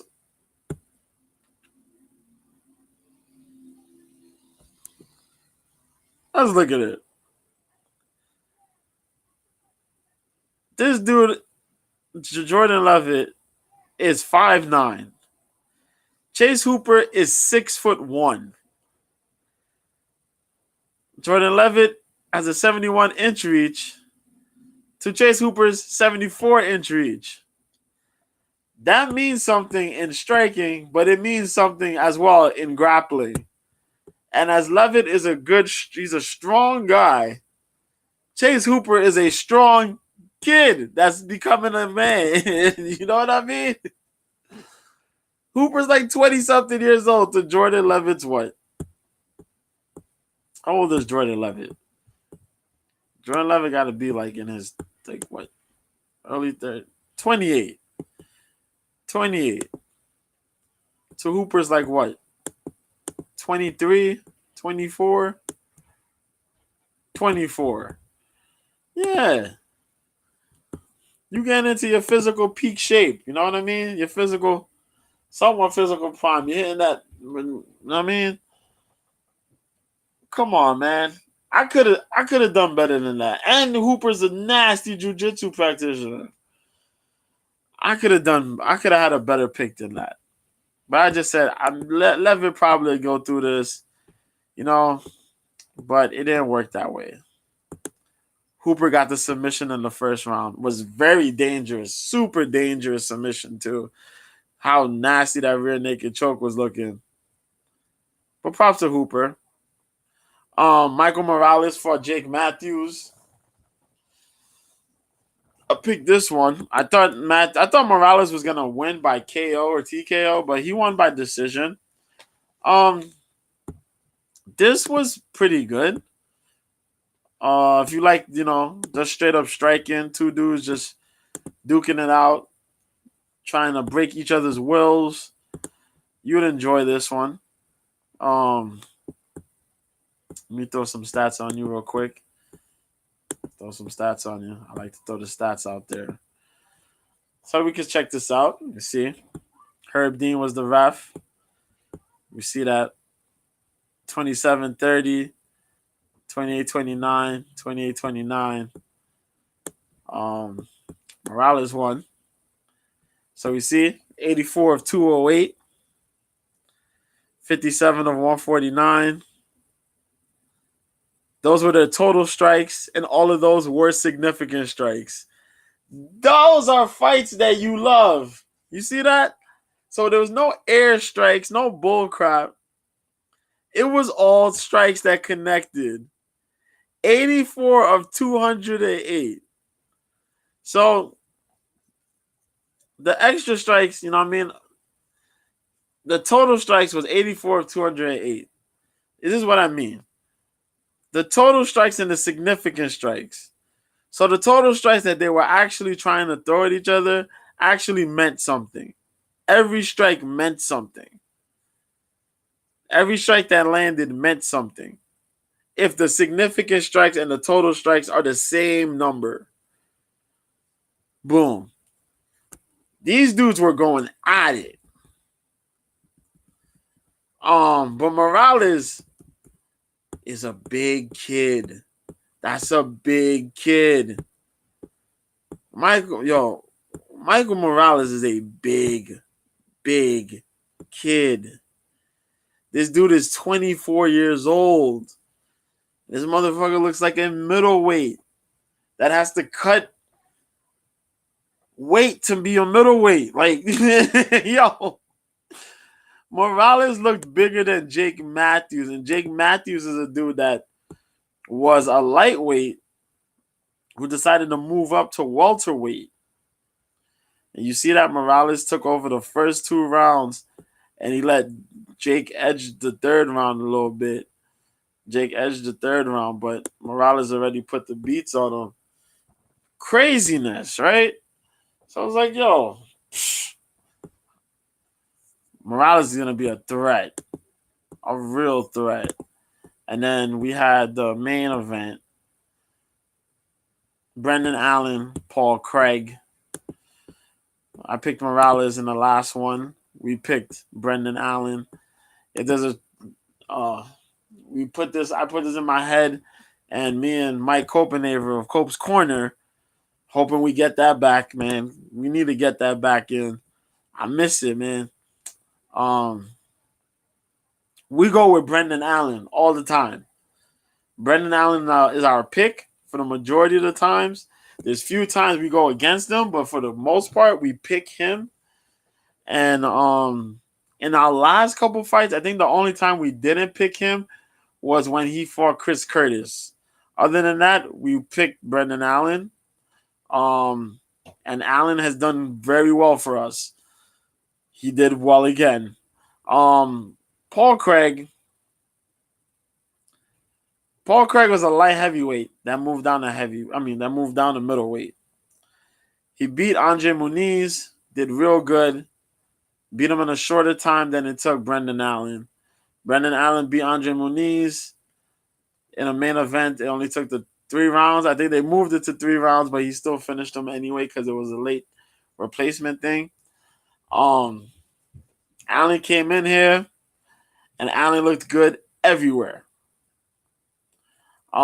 This fight only went to the 3rd round, if I remember correctly. Was finished in 38 seconds. You want to see some stats? We'll show you some stats. Kind of depressing though. Brendan Allen with nearly 8 minutes of control time, 34 seconds for Paul Craig. Paul Craig threw 21 strikes and landed 13. Brendan Allen threw 64 and landed 52. Out of the 64, 43 were significant. 32 landed of those 43. Out of the 21, 14 were significant for Paul, and 6 of them landed. The majority of these strikes, I don't even know what to really say. Paul Craig is not a really good striker, but he has good jiu-jitsu. And because he has heart and his willingness to just fight, makes him dope. If he can get you to the ground, you're in trouble because he'll do the ground striking, ground and pound, beat you up, get the submission. If he can overwhelm you, get a chance to overwhelm you, and he can land the short shots, then cool. Brendan Allen just had him everywhere. Paul Craig, nasty jiu-jitsu guy. Brendan Allen took him, dropped him to the ground. Paul Craig couldn't do nothing in the jiu-jitsu world. Was just a straight-up blowout. He ended up getting submitted. That's it. I don't know what you want me to say. Naked choke in a matter of a couple seconds in the third round. Horrible. Horrible. This dude got beat up. Craziness. Right? Right. Like, what the hell? I just saying, like, you got beat. So, you're like, what now? Right? What now? What that mean now? You got beat. You got beat. That's all it is. You know, that's the guy who was there. Could have done good. Didn't quite do good. Yeah, beat. So now I know what you're gonna ask me. So B, that was last week. What's this week? Well, there's a couple things that we're gonna check into. First off, we gotta talk about Friday. Friday. Let's get into Friday. I can clip this now. Okay. That's gone. All right. Okay. PFL, man. PFL. We gotta get into the PFL. The World Series, the PFL. So the PFL is taking place. Yes, sir. It'll be on Friday. Prelims are gonna be at 5:00, which means that main card, I think it's gonna be at 9:00. I hope so. Let me check and see.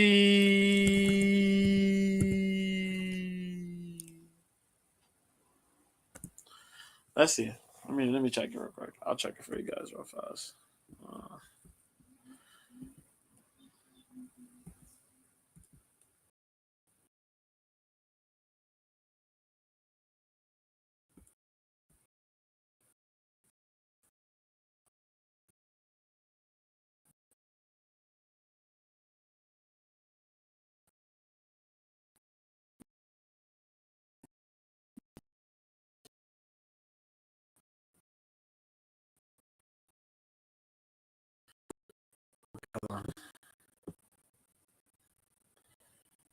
What the hell?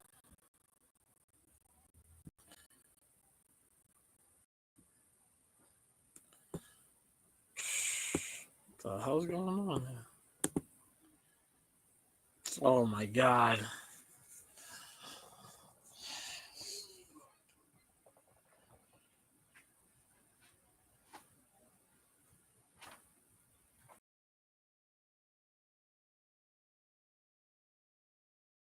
Okay. All right. I'm sorry about that. I don't know what the hell is that.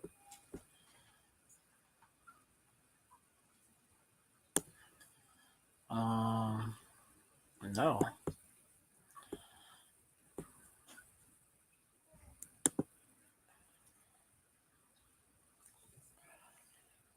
Hold on. No.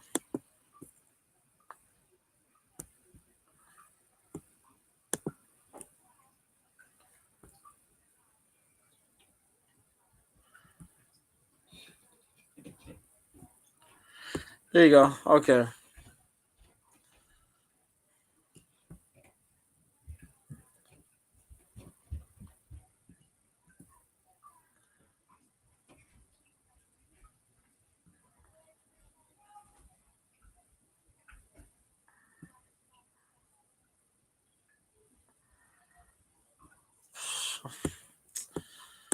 Hold on. Okay. All right. So 5 o'clock. Okay, 5 o'clock. We'll just say 5 o'clock because I don't want to drag it. So this card will start at 5. So it's 12 fights. It'll be all the finals. We have the light heavyweight final, the welterweight final, women's featherweight, heavyweight, and then the lightweight. So we got fights here. At 145, we got Jesse Stern, who's 5-6, fighting Josh Blyden, who's 9-2. We got Kai Wu, who's 7-4, versus Phil Karakapa, who's 9-3. Bubba Jenkins, who's 21-7, is gonna have a rematch here against Chris Wade from last season. Last season, Chris Wade managed to submit Bubba Jenkins, if I remember correctly, to get his way into the final. Did not win the final though. That's where he got handled by the boy Brendan Loughnane.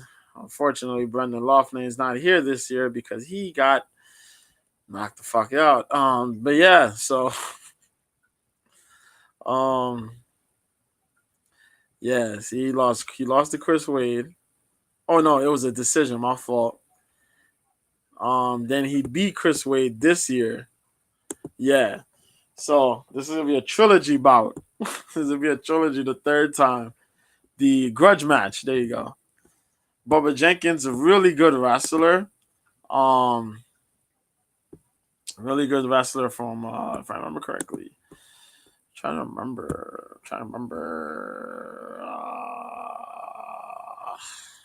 There's Arizona. There you go. Arizona State. There you go. He's out of Arizona State. He's on a wrestling team. Big time. Chris Wade, while he doesn't really wrestle, he's a good kickboxer guy. Formulated his skill set. Got pretty good at it, you know. Uh, you know. He does train out of here though. He trains out of New York. But he's a California boy. California. But yeah, man, that's a good fight at 145. Joel Larza Lopez. I don't know this dude. He's 3-0. But he's fighting oh shit. He's fighting the boy, Muhammad Ali's grandson, Biagio Ali Walsh. Oh boy. Ali Walsh, man. It's gonna be bad. It could be crazy too, but we'll check it out. Um Wait a minute.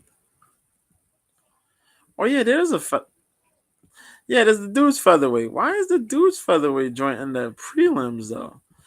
Yeah, men's featherweight. Jesus Pinedo, the freaking Cinderella man right now, is fighting Gabriel Alves Braga. Now Braga came in on here undefeated, still undefeated. Beating Chris Wade. No, was it Chris Wade? He beat Marlon Moraes. Then yes, he beat Chris Wade, split decision. But yeah, it's funny. The regular season, he beat Pinedo. He beat Moraes. He beat Chris Wade, split decision. He knocked out Marlon. So, knocking out Marlon was his claim. Then he beat Chris Wade. Pinedo, though, showed up, took the loss, but then came out of nowhere. El Mundo shows up here, loses to Braga, but comes back, knocks out Brendan Loughnane, then beats Bubba Jenkins, which is crazy. Annihilated Bubba Jenkins. This dude comes out of Peru. He's a dangerous mofo. Dangerous dude. But very, very, very happy to see this fight take place. It's a fight that needs to go on. Very, very, very needed. Hold on, let me put this up here. Let me put the Chrome tab. Yes. Let me share. Besides, yes. Let me share. Okay. You can see. Let's see. You see. Okay, Pinedo Braga. That's 5. The 6th fight, Ray Cooper the third. We ain't see this man all season this season. This man was talking about, yo, we need a middleweight division. And I think he will encompass the middleweight division. He won the tournament last season. No. Was it last season? No, the season before. Was it last season before? I think it was the season before. Yeah, season before. I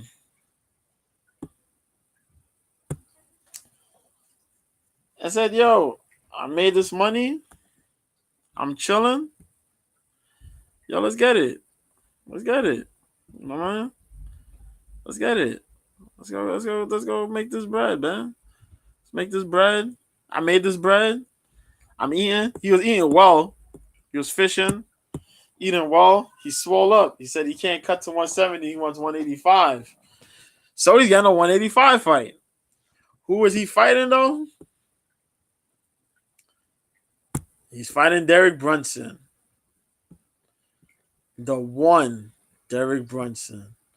23-9. Y'all know Derek Brunson, man. Derek Brunson was holding down the top 10 in the top 10 middleweight division of the UFC for quite a long time.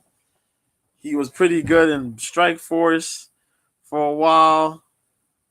He was training with the Black Zillions dudes, the Kill Cliff folks. Now he got his own gym, Brunson MMA and Fitness. He's about 40. My dude was out here, man. He had the bad losses, Drekus, Jared Cannonier. Backed up 5 wins before that, if I remember. No. Yeah, 5 wins. Yeah, see? 5 wins. I was right. Darren Till, Kevin Holland, Edmund Shabazian, Ian Heinisch, Elias Theodoro. Lost to Jacare and Izzy. Nah. Boy got wrestling. The dude got wrestling. He got a decent gas tank when he's not throwing stupid ass punches. He can't do none of that dumb stuff with Ray Cooper. If he tries to wing dumb shots, try to get into this brawl, he's going to get slept. Simple as that. Ray Cooper he's not a tall guy, but he's a stocky guy. Oh, man, he's stocky. He's like a tree stump almost, where you got to really be careful because he's kind of hard to take down, but damn it, you can't just sit there and try to strike or you're going to get slapped. He got crazy hands. He's been doing this for a minute. We'll see how it goes. Hell of a fight. The next fight there, the 7th fight, we got Aspen Ladd. Now, I follow Aspen Ladd on Twitter. I like Aspen Ladd. She's cute. She's cute. I like her voice. She fine. She got a forehead, though. She's 28 years old. You see, MMA Gold Fight Team. She trains with her man, though. She got a hubby. She trained with him. You see the record. You see it. You see what's going down. She got knocked out once. And that was by Jermaine Durandamy. I don't even got to look that up. I could just see it, but you could see it right there. You see it? Jermaine Durandamy, right cross, 16 seconds, round 1. Got smoked. Pooh! One shot, kid. One shot. Shout out to that dude, Ronnie, Jersey Shore. Oh my God, what the fuck? Yo, only on the B sides we wilding like this, man. So Aspen Ladd, she can wrestle somewhat. She has an aggressive game where if she could get the takedown, she gets a lot of good control. She's top heavy. Um, she's top heavy. Really strong though when she gets on top of you. Puts on some good punishment. Not necessarily like heavy duty power, but the ground and pound, she will get crazy with it. Um, Almost a mirror match. She's a little younger than our opponent here, but our opponent's pretty seasoned. It is the two-time tournament winner, Kayla Harrison. Judo Kayla. I follow her on Twitter. Yes, I do. 15-1. The lone loss coming against Larissa Pacheco in their trilogy bout. 33 years old, representing American top team, representing Ohio, trained by ATT. Yes, 6 wins. You see the record. You see the record. I don't gotta say nothing. See the lone loss, Larissa Pacheco. I see she was supposed to fight Julia Budd here. It was canceled. Yep, but Julia Budd did not want to sign. She didn't feel the contract. You see, they were supposed to fight before that too, but Julia Budd, no. But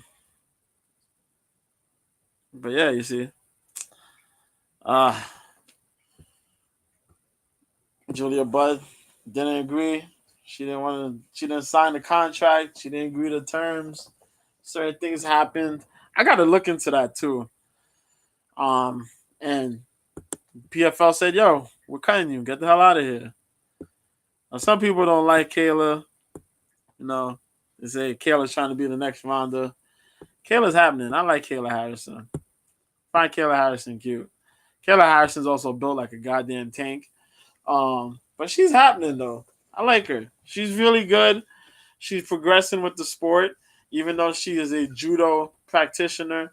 She knows how to wrestle. She knows how to use takedowns. Shit, like yo, we always wish Ronda Rousey could learn how to use a takedown, but she knows how to use a takedown.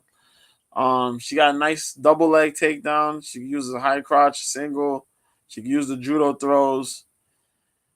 I'm hoping, now that we're talking about it, since they don't, I hope Kayla could say, yo, I want to get a Bellator fight, jump into a Bellator cage, and elbow some of these shorties up in Bellator.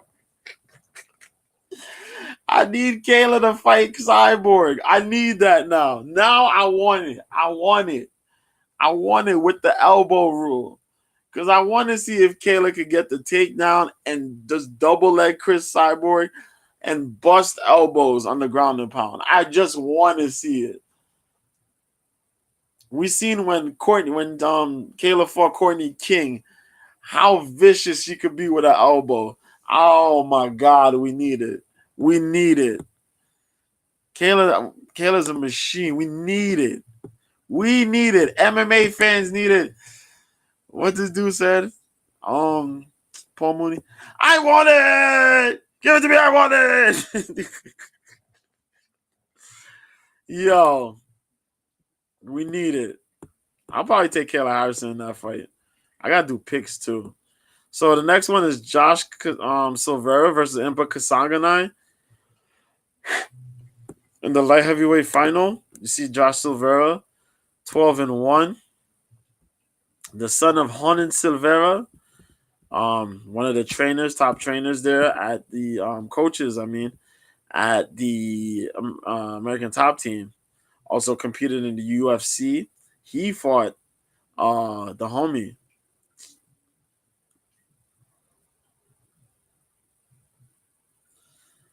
Sakuraba-san, yes. Kazushi Sakuraba. He fought Sakuraba. Controversial fight because they had to fight twice on the same fucking card. Because of the call. But yeah, man, Honan was fucking tank too, man. God damn. But you see, for the season, Sam Kai submitted him. Delon Monte, he went for the takedown, and Monte got the injury. Monte got nasty knee injury. And Ty Flores, he beat up Ty Flores. Flores is a tough dude, but I didn't expect Flores to go down like that, but he did. You see, he lost last season to Amari Akhmedov.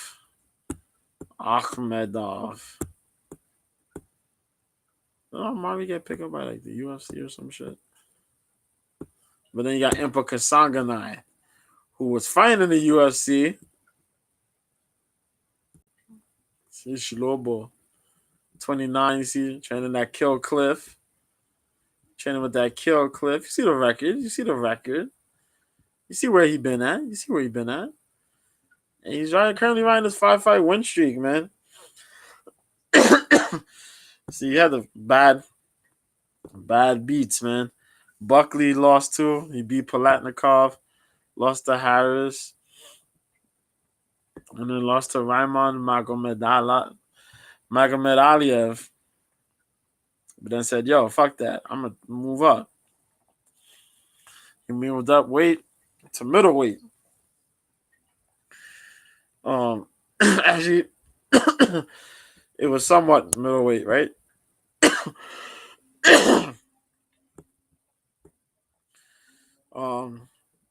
He took one more fight, Jared Gooden. I think that was a middleweight fight.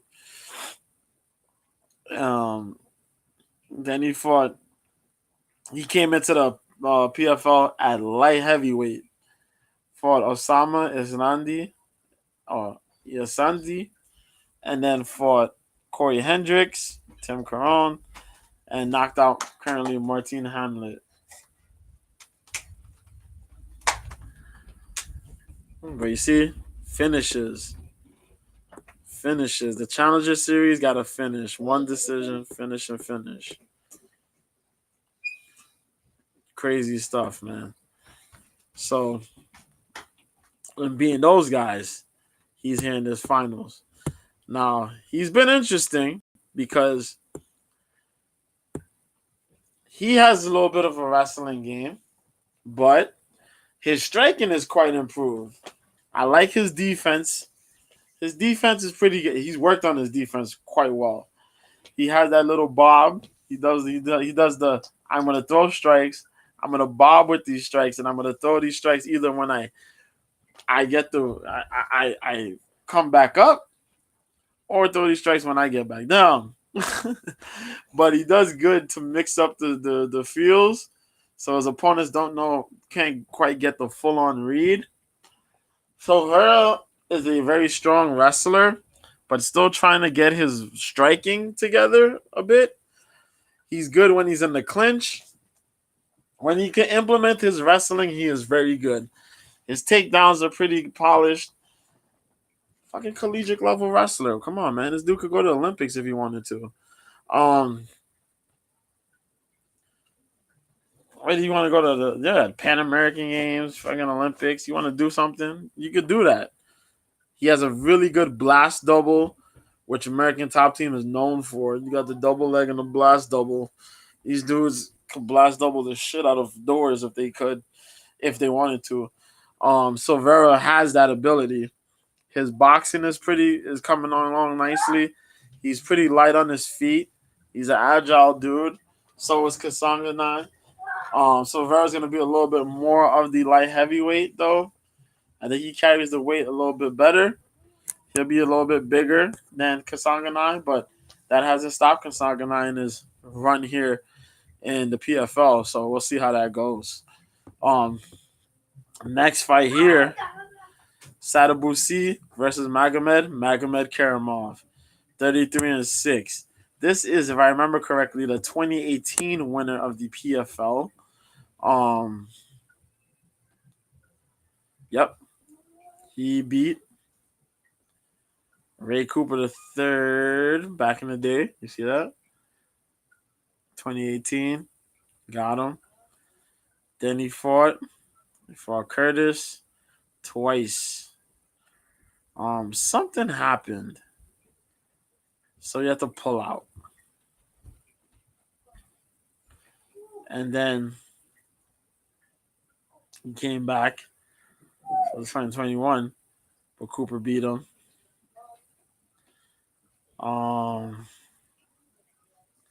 Then you had the 2022 season. Yep. And I think he won the 2022 season. I think so, yeah. But then the 2023 season came. Yeah, he had to fight stupid Gleason T-Bow. Yeah. And then you see this. So you see Xavier Zawada got beat. Poor Zawada. Zawada had no chance in here, man. Zawada was dealing with a different level of animals. And you see Solomon Renfro. He beat Renfro. After Renfro managed to get in here, Renfro had a good upset win. I forget who it was, though.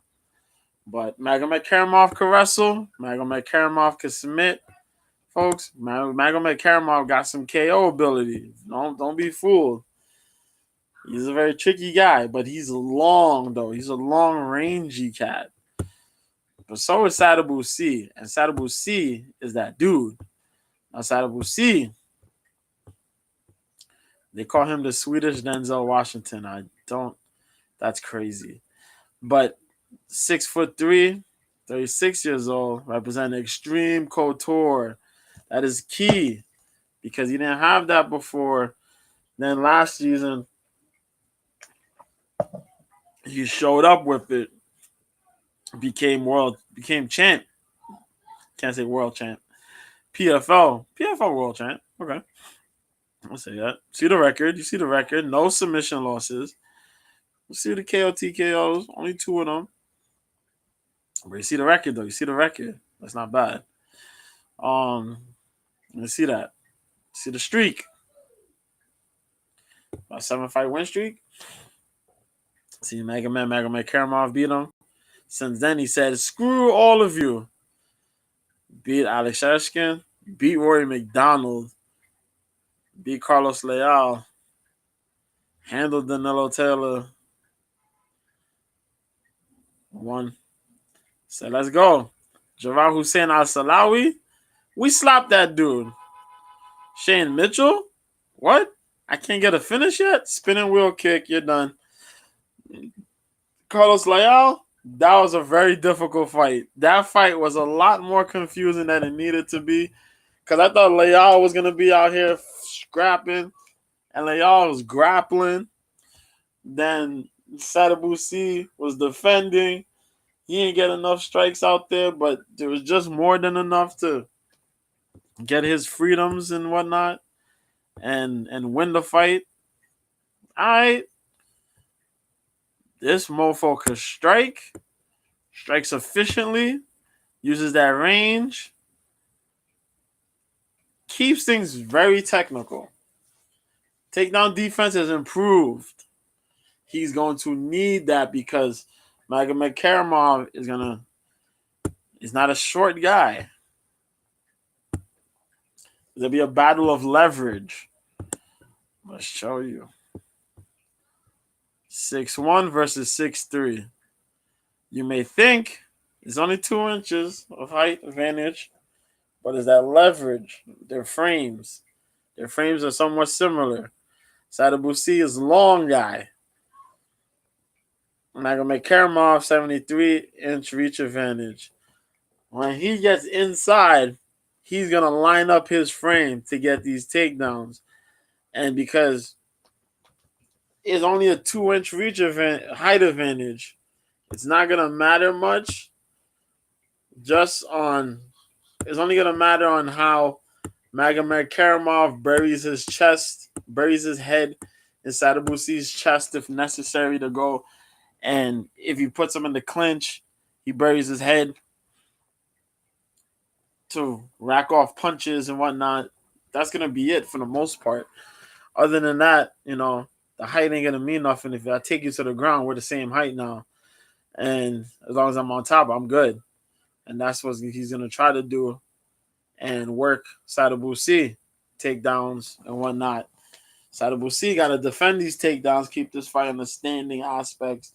And, Get the best shots you could get. Whether you don't want to try to clinch, if you want to, you can, I guess. If you got to break away, mix it up with the clinches and the regular striking, the rangy strikes. You got a 7-inch reach advantage. You might want to use that a little bit on the jab. Some of the occasional head kick. If you could wing those kicks early, speedy kicks, good money. Other than that, eh. So that'll leave us with Larissa Pacheco's and Marina Mokhnatkina tournament championship. Let's go. I don't know who I'm gonna pick on here, but I don't know who I'm gonna pick in that last fight there. But I'll tell you, Ray Cooper third. I'm gonna pick Ray Cooper. We see this here. They're both on a winning streak. 11-3, 22-4. Brazil versus Russia. 29 years old to 35 years old. That is a difference. That makes a difference. 5'6" even. The 3-inch reach advantage for Larissa Pacheco is going to be something because Larissa was more of the let's try the jiu-jitsu a little bit. Out those strikes with you. When she was younger, she was a lot more lanky, a lot more thinner, lankier. She still wasn't matured yet into her body. But now, you see, she sized up. She went to 145 for some years. Now it's then she did 155, and now it's 145 again. See this girl sized up, man? Looking like a brute. And she out here playing the brute game too, man. Look at this shit. 9-fight win streak. Look at the record. Look at it.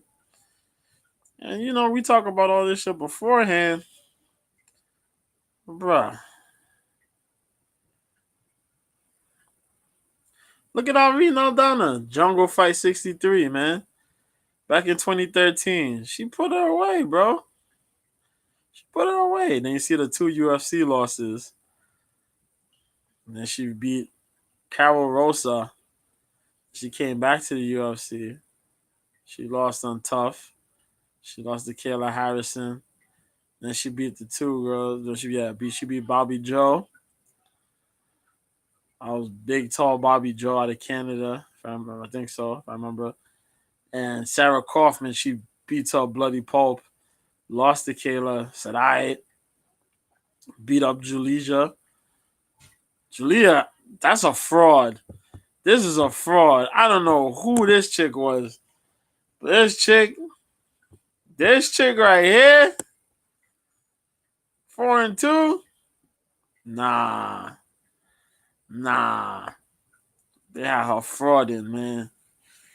They had her frauding out here. Look, she had all these finishes. Like punches, triangle armbar. KO, TKO, round 1. She came into the damn PFL. Gets finished back to back. Got finished in 51 seconds. The Kolesnik got lit up. Falazalova.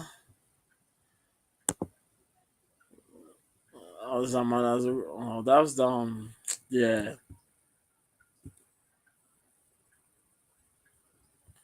The Kazakhstan girl. The Kazakhstan girl. She got finished too. Jenna got finished. Elena got finished again. And then she fought Kayla and finally won. Now this season, she beat Julia Budd to unanimous. Amber Learbach, she cleaned up in 45 seconds. And Kolesnik got finished in 14 seconds. Now, I like to make this joke, though. It's fucked up, but I like to make this joke. Olena Kolesnik, when they fought the first time, lost in 4 minutes and 48 seconds of round 1. And on the second fight, she managed to shave off a whole 2 minutes and change, about 2 minutes and 39 seconds off of her original time, and just beating her in 2 minutes and 9 seconds. In the third fight here, she manages to go out her way to shave a whole near 2 minutes, shaving a minute and 55 seconds of the last time to beat her in just 14 seconds. Bro, that's nightmarish, okay? To realize somebody beats you in a shorter time every time is nuts. But Marina Maknatkina is a good fighter. She's a Sambo champion. She's a master of sport in Sambo. Um, she is dating Sergey Spivak. They're together, so they train together. Um, she does have a finish. She did finish. She finished Lear Brock. Fuck, she finished Lear Brock. I forgot. I didn't even want to remember that shit. But she finished Lear Brock. She beat Montez. She beat Aguilar. She beat Yoko. She actually, beat Yoko for real. She beat Martins. Lear Brock had a position. Lear Brock had no fucking clue how to get on an armbar. Her armbar that she put herself in. And put herself in, got herself out, and then put herself back in. I don't understand. And Larissa Pacheco, Natkina, the Sambo. I wonder if Larissa has jiu-jitsu, so I think Larissa's jiu-jitsu will be able to ward her off, to ward Maknatkina off, as far as they go to the ground. We'll really see, though, if that clinch is strong enough, though. If not, Larissa Pacheco goes in there, hits her 2 jabs. It'll be 2 jabs with the left, double up, overhand, call it a night. We'll see. That's the final. The next one is Henan Ferreira versus Dennis Goltsov. Jiu-Jitsu versus Sambo Wrestling. Problema Henan Ferreira. 6'8". 85-inch reach. Representing Team Noguera with the Pitbull brothers. You see the record. Yep. Ante Delia knocked him out, though. You see Maurice Green. He beat Shuffle and he beat Green. So I'm not really that's cool. But I'm like, But then you look at Dennis Goltsov. He's been here for a minute. The Russian Bogota. He's 6'5", 78-inch reach. Shorter reach. You see the record. I don't gotta say nothing. You see all these fights he was supposed to have? Logan De Castro, Bruno Capoloza lost out. You see. Cesar Ferreira, Logan De Castro, Jordan Heidemann.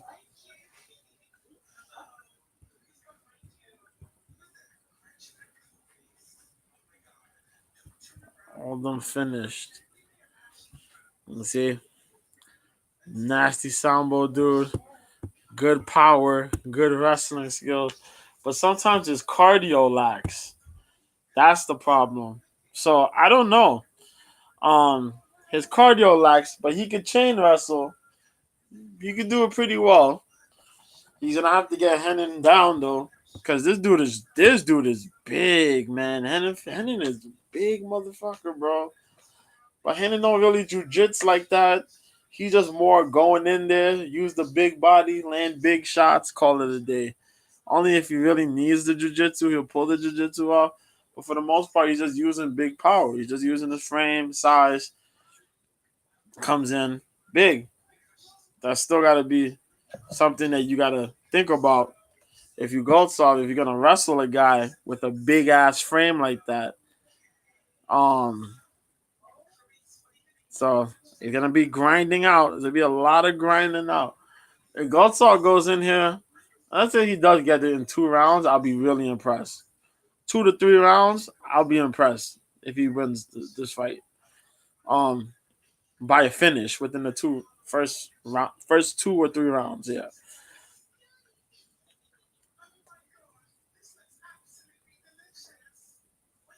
I don't have a pick yet, but Fahea is good. He is somewhat fast in the first round. As the fight goes, it's gonna be kind of slow. Clay Collard, Oliver Aubé Mercier. That's gonna be your main event. This is gonna be the fight. Word on the street is OAM is going to possibly retire from fighting after this fight. Brother, Clay Collard is an underdog. 30 years old. Mercier, 250, moderate favorite, minus 250.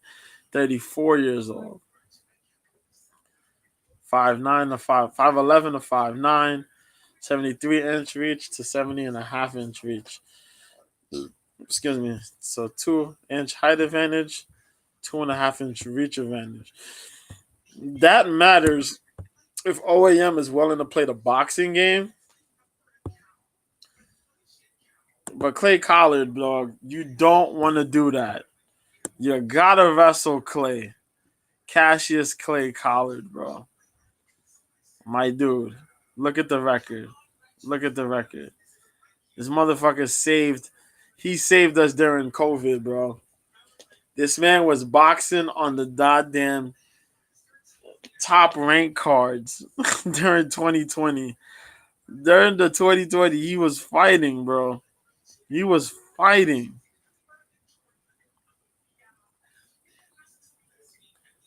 Look at this shit. Sherman versus Collard, 2019. Canelo versus Kovalev, he was fighting. Toller versus Collard. Ugas versus Dallas Jr. Flores Jr. versus Ruiz. Mayer versus Joseph. Smith versus Alvarez. Bro, she was sleeping.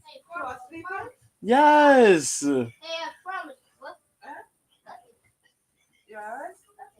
What in the world? I didn't know she was sleeping, Kojo. Then why don't you just go and look and see?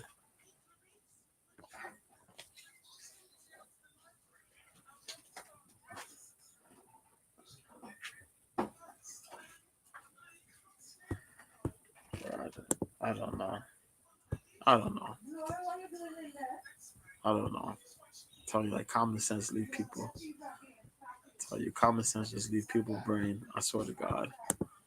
Anyway, so he carried through.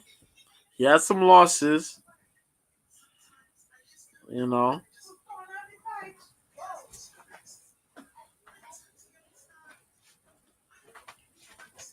But during this season, he still took some boxing. Yamato Nishikawa, Stevie Ray, Shane Burgos.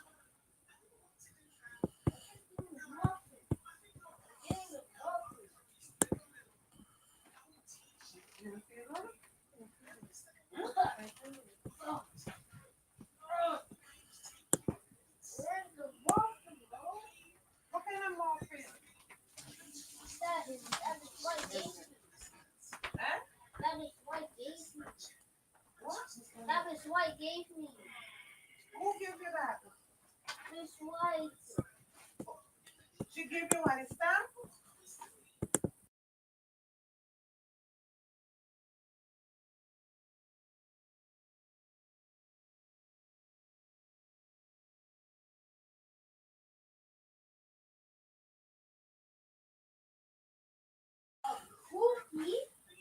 Anyway.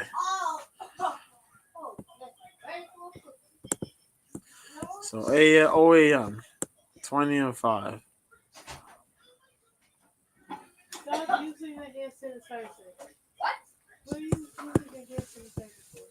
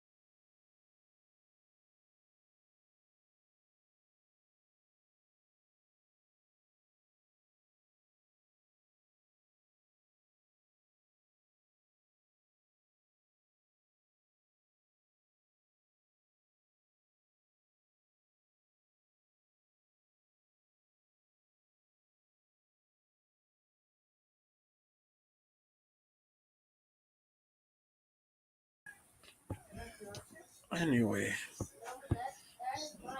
that kid's silly, bro. Anyway, so OAM representing TriStar Gym. Been a TriStar Gym representative for his whole career, man. Um, I remember when he came into the UFC. I think it was Team Canada. Was it Canada versus Australia? Was it? But yeah, he was on there. He fought. He fought a number of folks, man, and did pretty good for himself. Had some big wins, tough losses. Um, I think it was the 3-fight losing skid.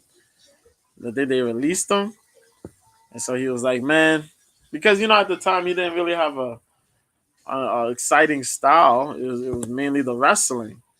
He was wrestling, grappling, pretty much, and then folks would get submitted, or he ride that out to a decision win.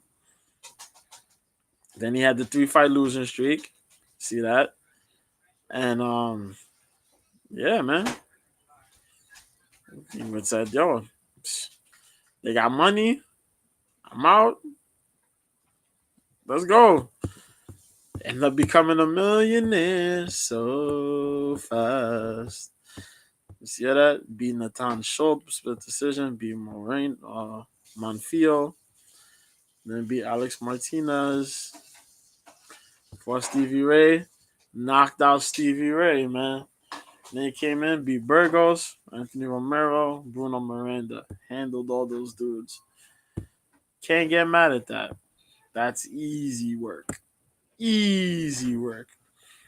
Well, knocking out Stevie Ray was nuts. The hook was crazy. Unexpected. But being Shane Burgos, that was easy.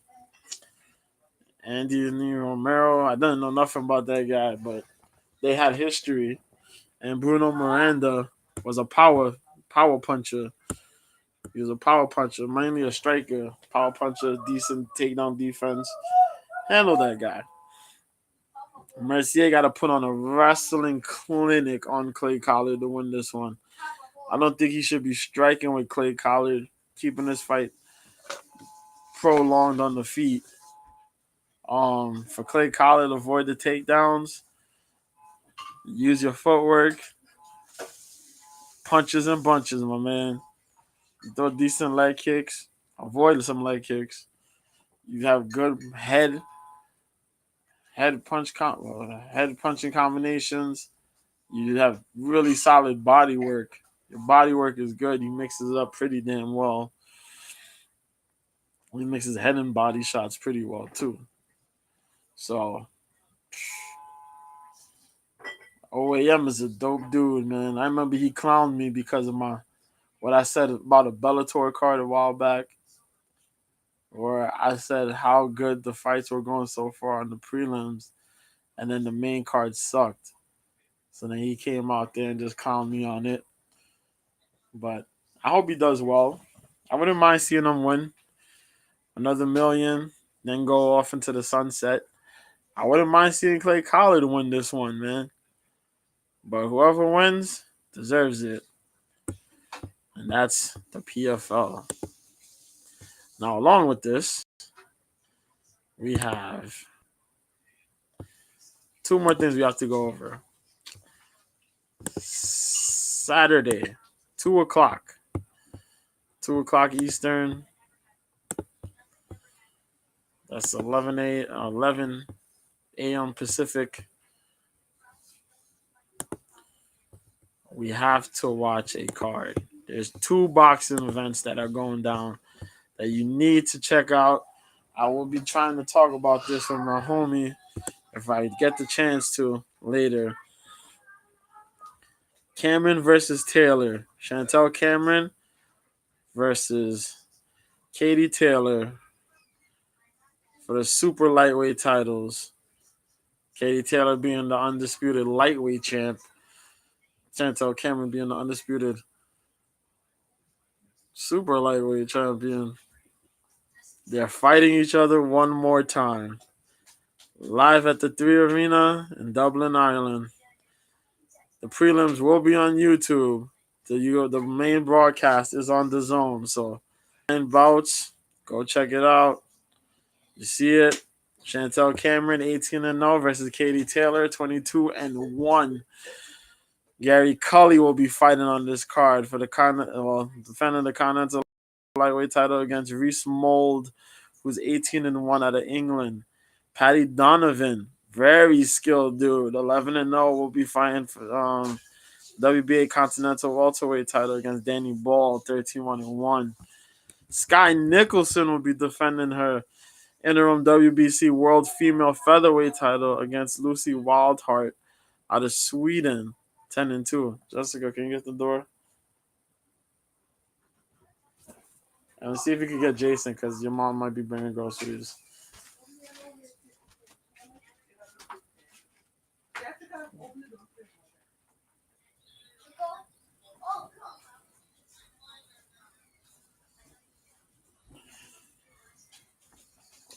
Emmett Brennan, who's 1-0, will be fighting Jamie Morrissey, who's 5-1 for the BUI Celtic Light Heavyweight title. I don't know what title that is.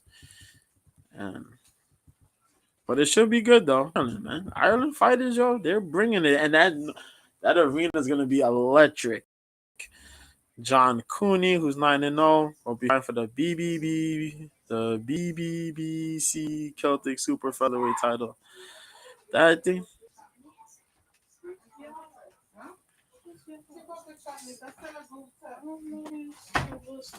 The British boxing.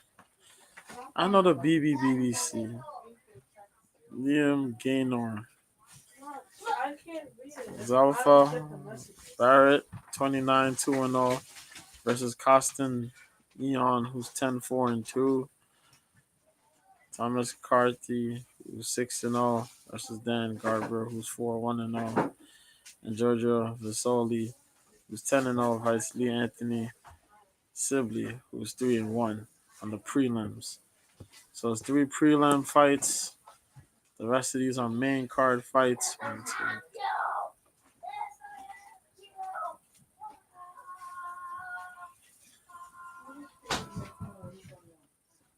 We'll check that out, man. Chantel Cameron had won. I think it was a pretty dominant win the first fight. Taylor took a couple rounds, but it just sucks, though. You see, it's 10 2-minute rounds. What's her name? Just had, well, then they kind of squeezed that about. But I wish this fight could have been the 3-minute rounds, but this was already planned out. I think they gave Katie, Katie had like 3 rounds to the 7 of Taylor. You could have gave 6-4, 7-3, but Chantel Cameron did win the fight. It is what it is. But yeah, man, I want to see this. I want to see this go again, man. Chantel been on a tear.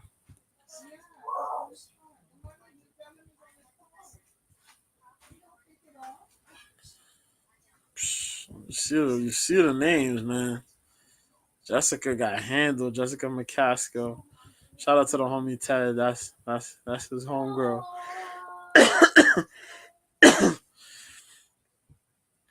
You see the names, man. You see the names.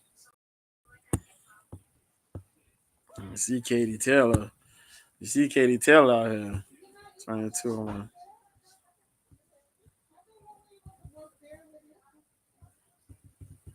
See the names. See the names.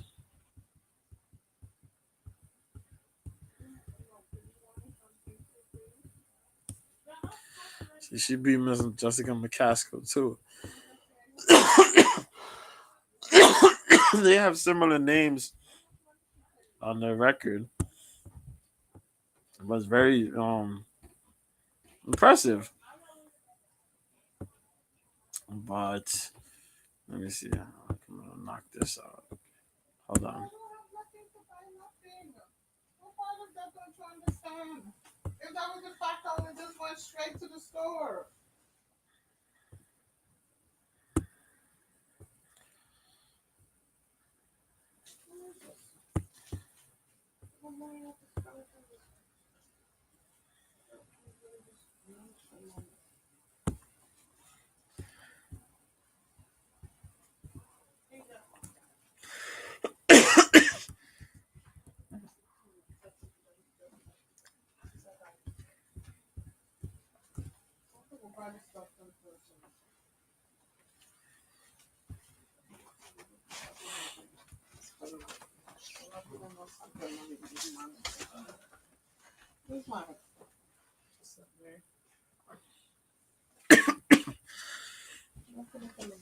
So on Saturday at 8 on pay-per-view, this will be the last Showtime related boxing event for pay-per-view. I mentioned a little earlier that they don't got it till December 16th. But yeah, TGB Promotions. You see it in Vegas.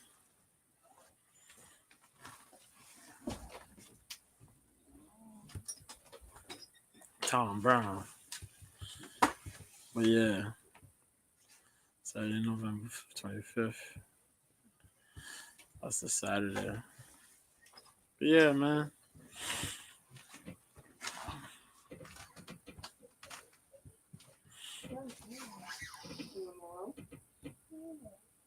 You don't feel good. So what do you think gonna happen?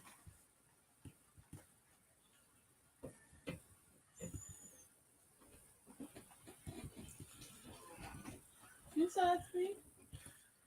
Yeah. What? So he is better. Really, Jessica?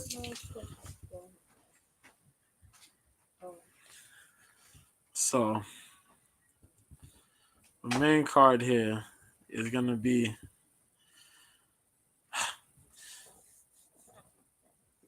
the main card here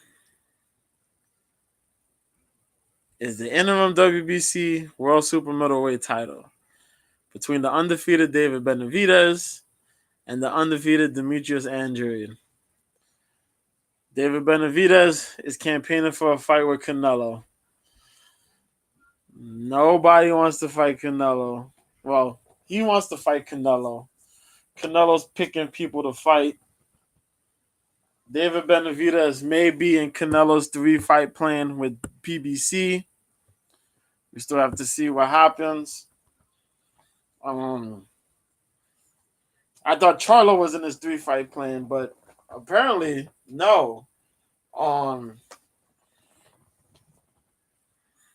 It's supposed to be, I forgot who, or it might have been, but um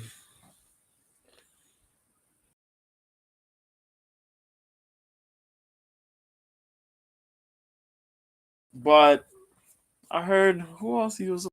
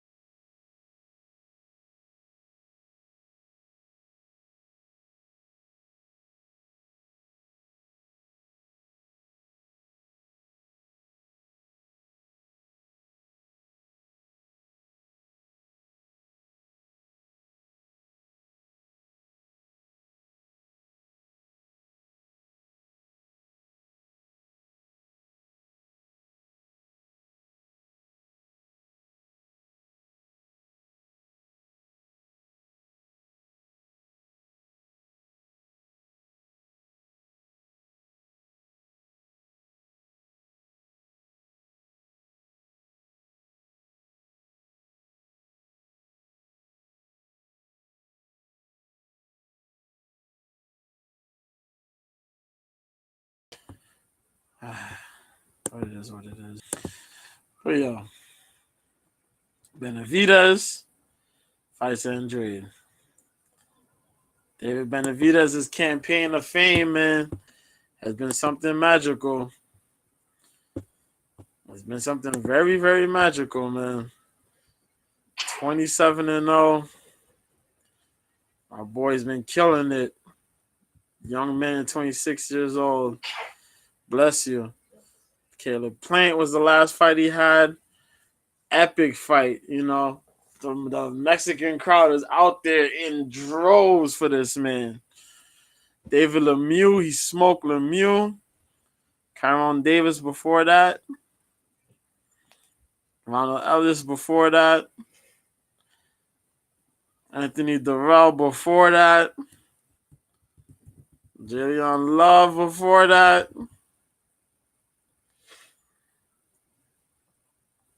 Gavril, he fought him twice. Got the split decision, and they said the rematch, sure, man, I'll beat you. And beat him again.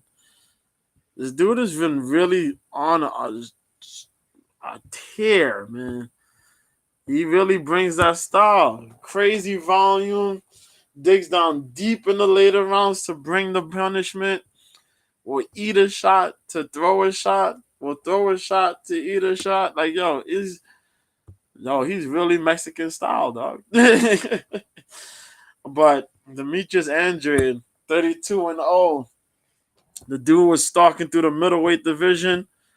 Was fighting in the middleweight division for quite a while, man. Representing Rhode Island, 35 years old. Our guy was fighting, and for quite some time, these are the last couple fights he's had. But there's more fights. There's one more fights. He's 32-0. These are the fights they have documented on here, but there's a lot more fights. Yeah.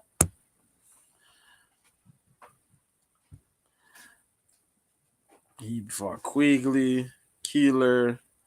He fought a couple of guys. He's fought a lot of guys in the middleweight division, but never really got the recognition to really fight enough folks to fight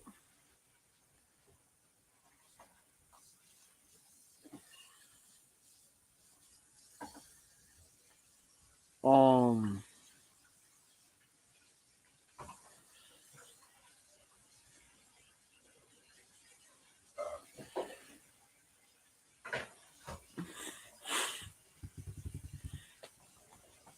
to fight and fight.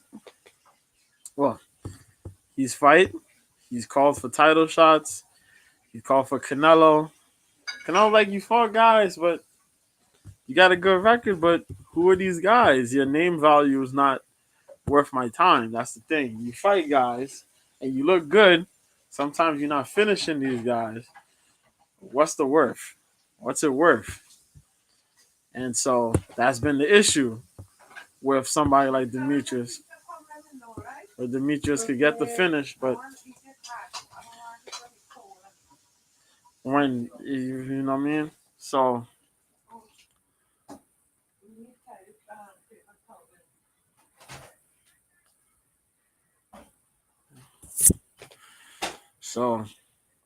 he went up to super middleweight, and now he's getting an opportunity. If he beats this dude here, he can become the mandatory for Canelo. If not, then you gotta sit and wait again. You can go for another title, no problem. Now you gotta be an interim somewhere. Canelo holds all the super middleweight titles.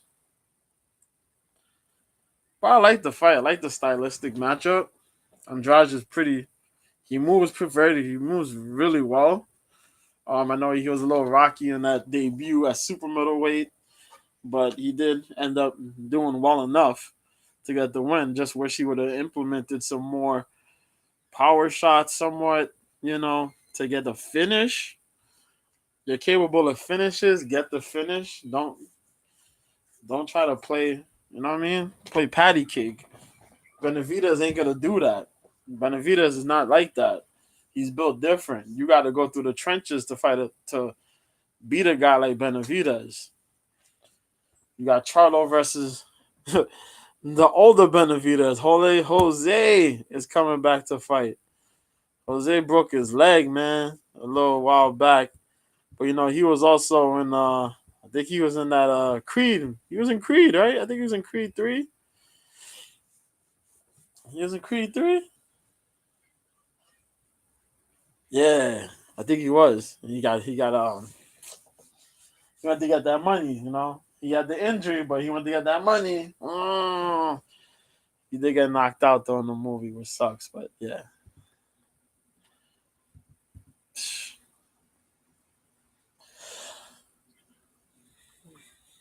But dude was out here, man. Dude was out here. It's funny though. A man fighting here as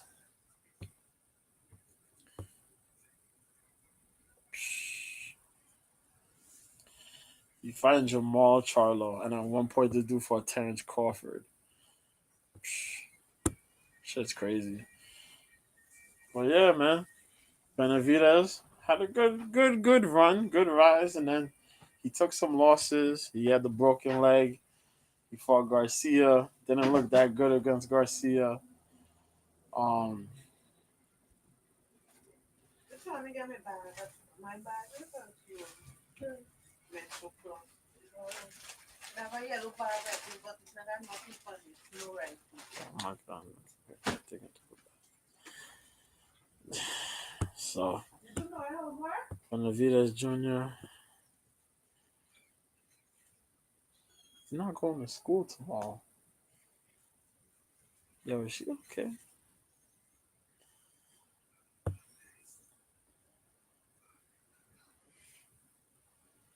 Yo.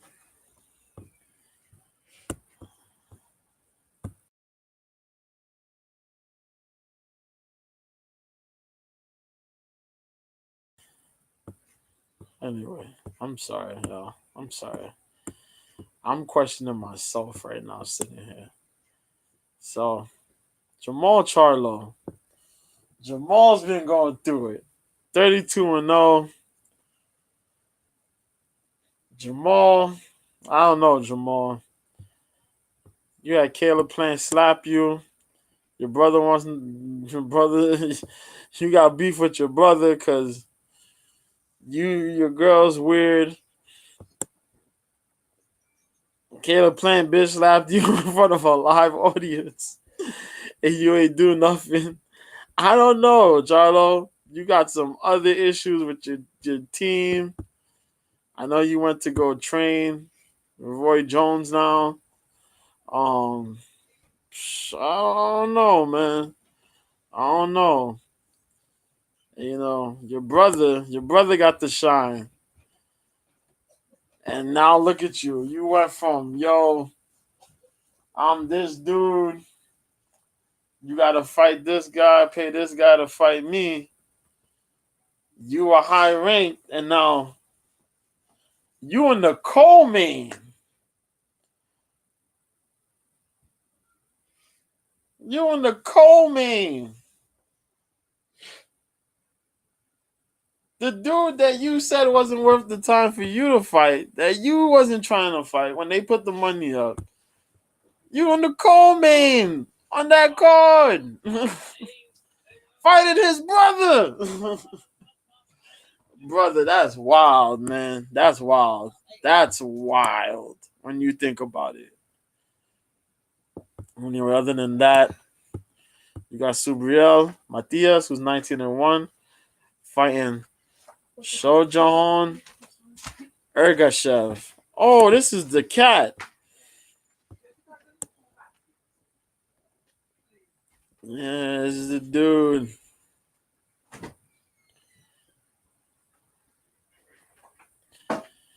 Yes. They make noise about this guy. This guy killer. Yes. They make noise about the man. I'm trying to remember what card I seen him fight on though. Was a card a little while back. I think it was during COVID. I think it was during COVID. I want to say it was during COVID or the year after or the following year. But dude was banging, bro. Super lightweight title, yeah. IBF's World Super Lightweight title fight. This will be fun. This will be fun. Puerto Rico, Uzbekistan. Yeah, I would go with Ergashev. Ergashev will body this man. I will take Ergashev. Hector Garcia versus Lamont Roach Jr. for the WBA World Super Featherweight title. 16-1 versus 23-1. Oh, Sergey Lipinets! Lipinets is back. What? Michael Rivera. Lipinets. Yes, this is beast mode, man. Lipinets. Yes. Yes. Lipinets, man. What the fuck? It feels like forever since I watched this dude fight. Yeah. Oh my fucking god. Sergey Lipinets. Yes. Yes. This is Michael Rivera. Yes. Let's go. I like this. Vito Melnicki Jr. versus Alexis Salazar, 25-5. All right, that's dope. Pablo Vicente out of Cuba. Ooh, I don't know who that is, man. That's a Mohamed Uka Yakubov, 20-1. Humberto's on the prelim versus Robert Guerrero. What? What? What? Nah, I hope that's not. Nah, man, I'm gonna watch Wayne some more. If these two mofos show up on the goddamn scale, I'm gonna scream. Robert Guerrero versus Andre Berto. Nah, man, y'all shut up. Shut up. And Super Walter, shut up. Daniel Blancas versus Raiko Santana. All right. Kamal Morton versus Hunter. All right, is this some prelim fight action? Nah. Berto versus Guerrero on the prelim is fucking nuts, bro. Jesus Christ. I know, man. Nah, I just seen this crazy. You see this crazy thing on the screen there? It said Andre Berto versus Robert Guerrero. Nah, man. But it says unconfirmed rumor. I hope it's just a rumor and it's not real. Because as I said, if I see both these dudes on the scale tomorrow, I'm gonna lose my shit. I'm gonna really lose my mind. Hell no. But yo, I don't know what to say. That's gonna be insane. I swear to God. But that's what we doing here, man. So that's Benavidez, Andrade. That's gonna be so. If you following me on OK Live, Mr. B at OK Live, that's where I'm at on Saturday. Saturday, we watching Cameron. We're gonna catch the Cameron versus Taylor 2 card. I'll sit through it. I'll sit and watch the whole thing. I'll stream the thing. Um, I'm gonna sit and watch the whole thing regardless. But I mean, usually I would watch it, then come on when it's the main event or the co-main. But I'll put up the whole main card. I mean, the prelims are gonna be on YouTube, so yeah, I could put main card up there. I'll do that. Then I'll chill.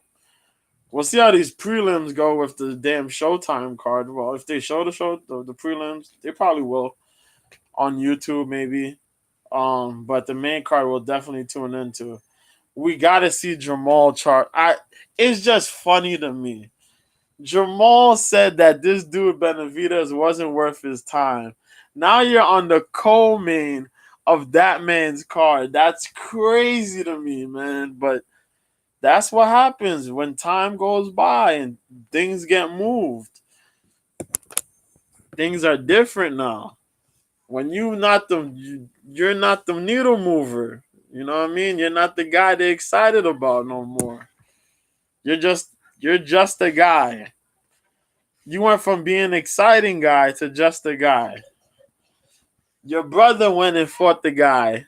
Your brother went and fought the guy to try to become the guy himself. Didn't look good. We're not even thinking about your chances now. And it's just crazy, man. It's crazy, but that's where we're at. So, as I mentioned, we got the in-depths about the PFL joint, but I'm not going to talk about the in-depthies. I did mention a little earlier. I actually started off talking somewhat about the PFL card, the PFL Bellator deal thing, but there's a couple more things, but I'll leave that for when I'm on Late Night Parents to talk about. And yeah, so I think that's it. I think that's all I got for this week. If I come on, I'll probably drop something. I'll probably come on here and probably like a little quick thing maybe.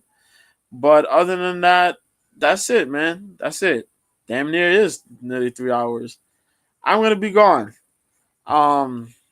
Happy Thanksgiving. If you're listening to this, happy Thanksgiving to you and yours, your family, friends, all that good stuff. I hope you eat a lot. I hope you get to have what you want to eat. I mean, whatever you enjoy eating on Thanksgiving, I hope you get that in smorgasbord. All the good fun stuff, man. Enjoy it and be thankful for something. If not anything, your peace of mind, and those around you. I'm gone. My birthday's on Friday. Tony D, his birthday's on tomorrow. So happy Thanksgiving, happy birthday to him. Yeah, man. And y'all be good, y'all be easy, y'all take care. You know the deal. If you're trying to find me, New Year's same B at Mr. B 1986. Okay Live, Mr. B. I have a picture of Laura Sanko. And you find me here, Mr. B at Mr. B86 on the YouTubes or the Twitch.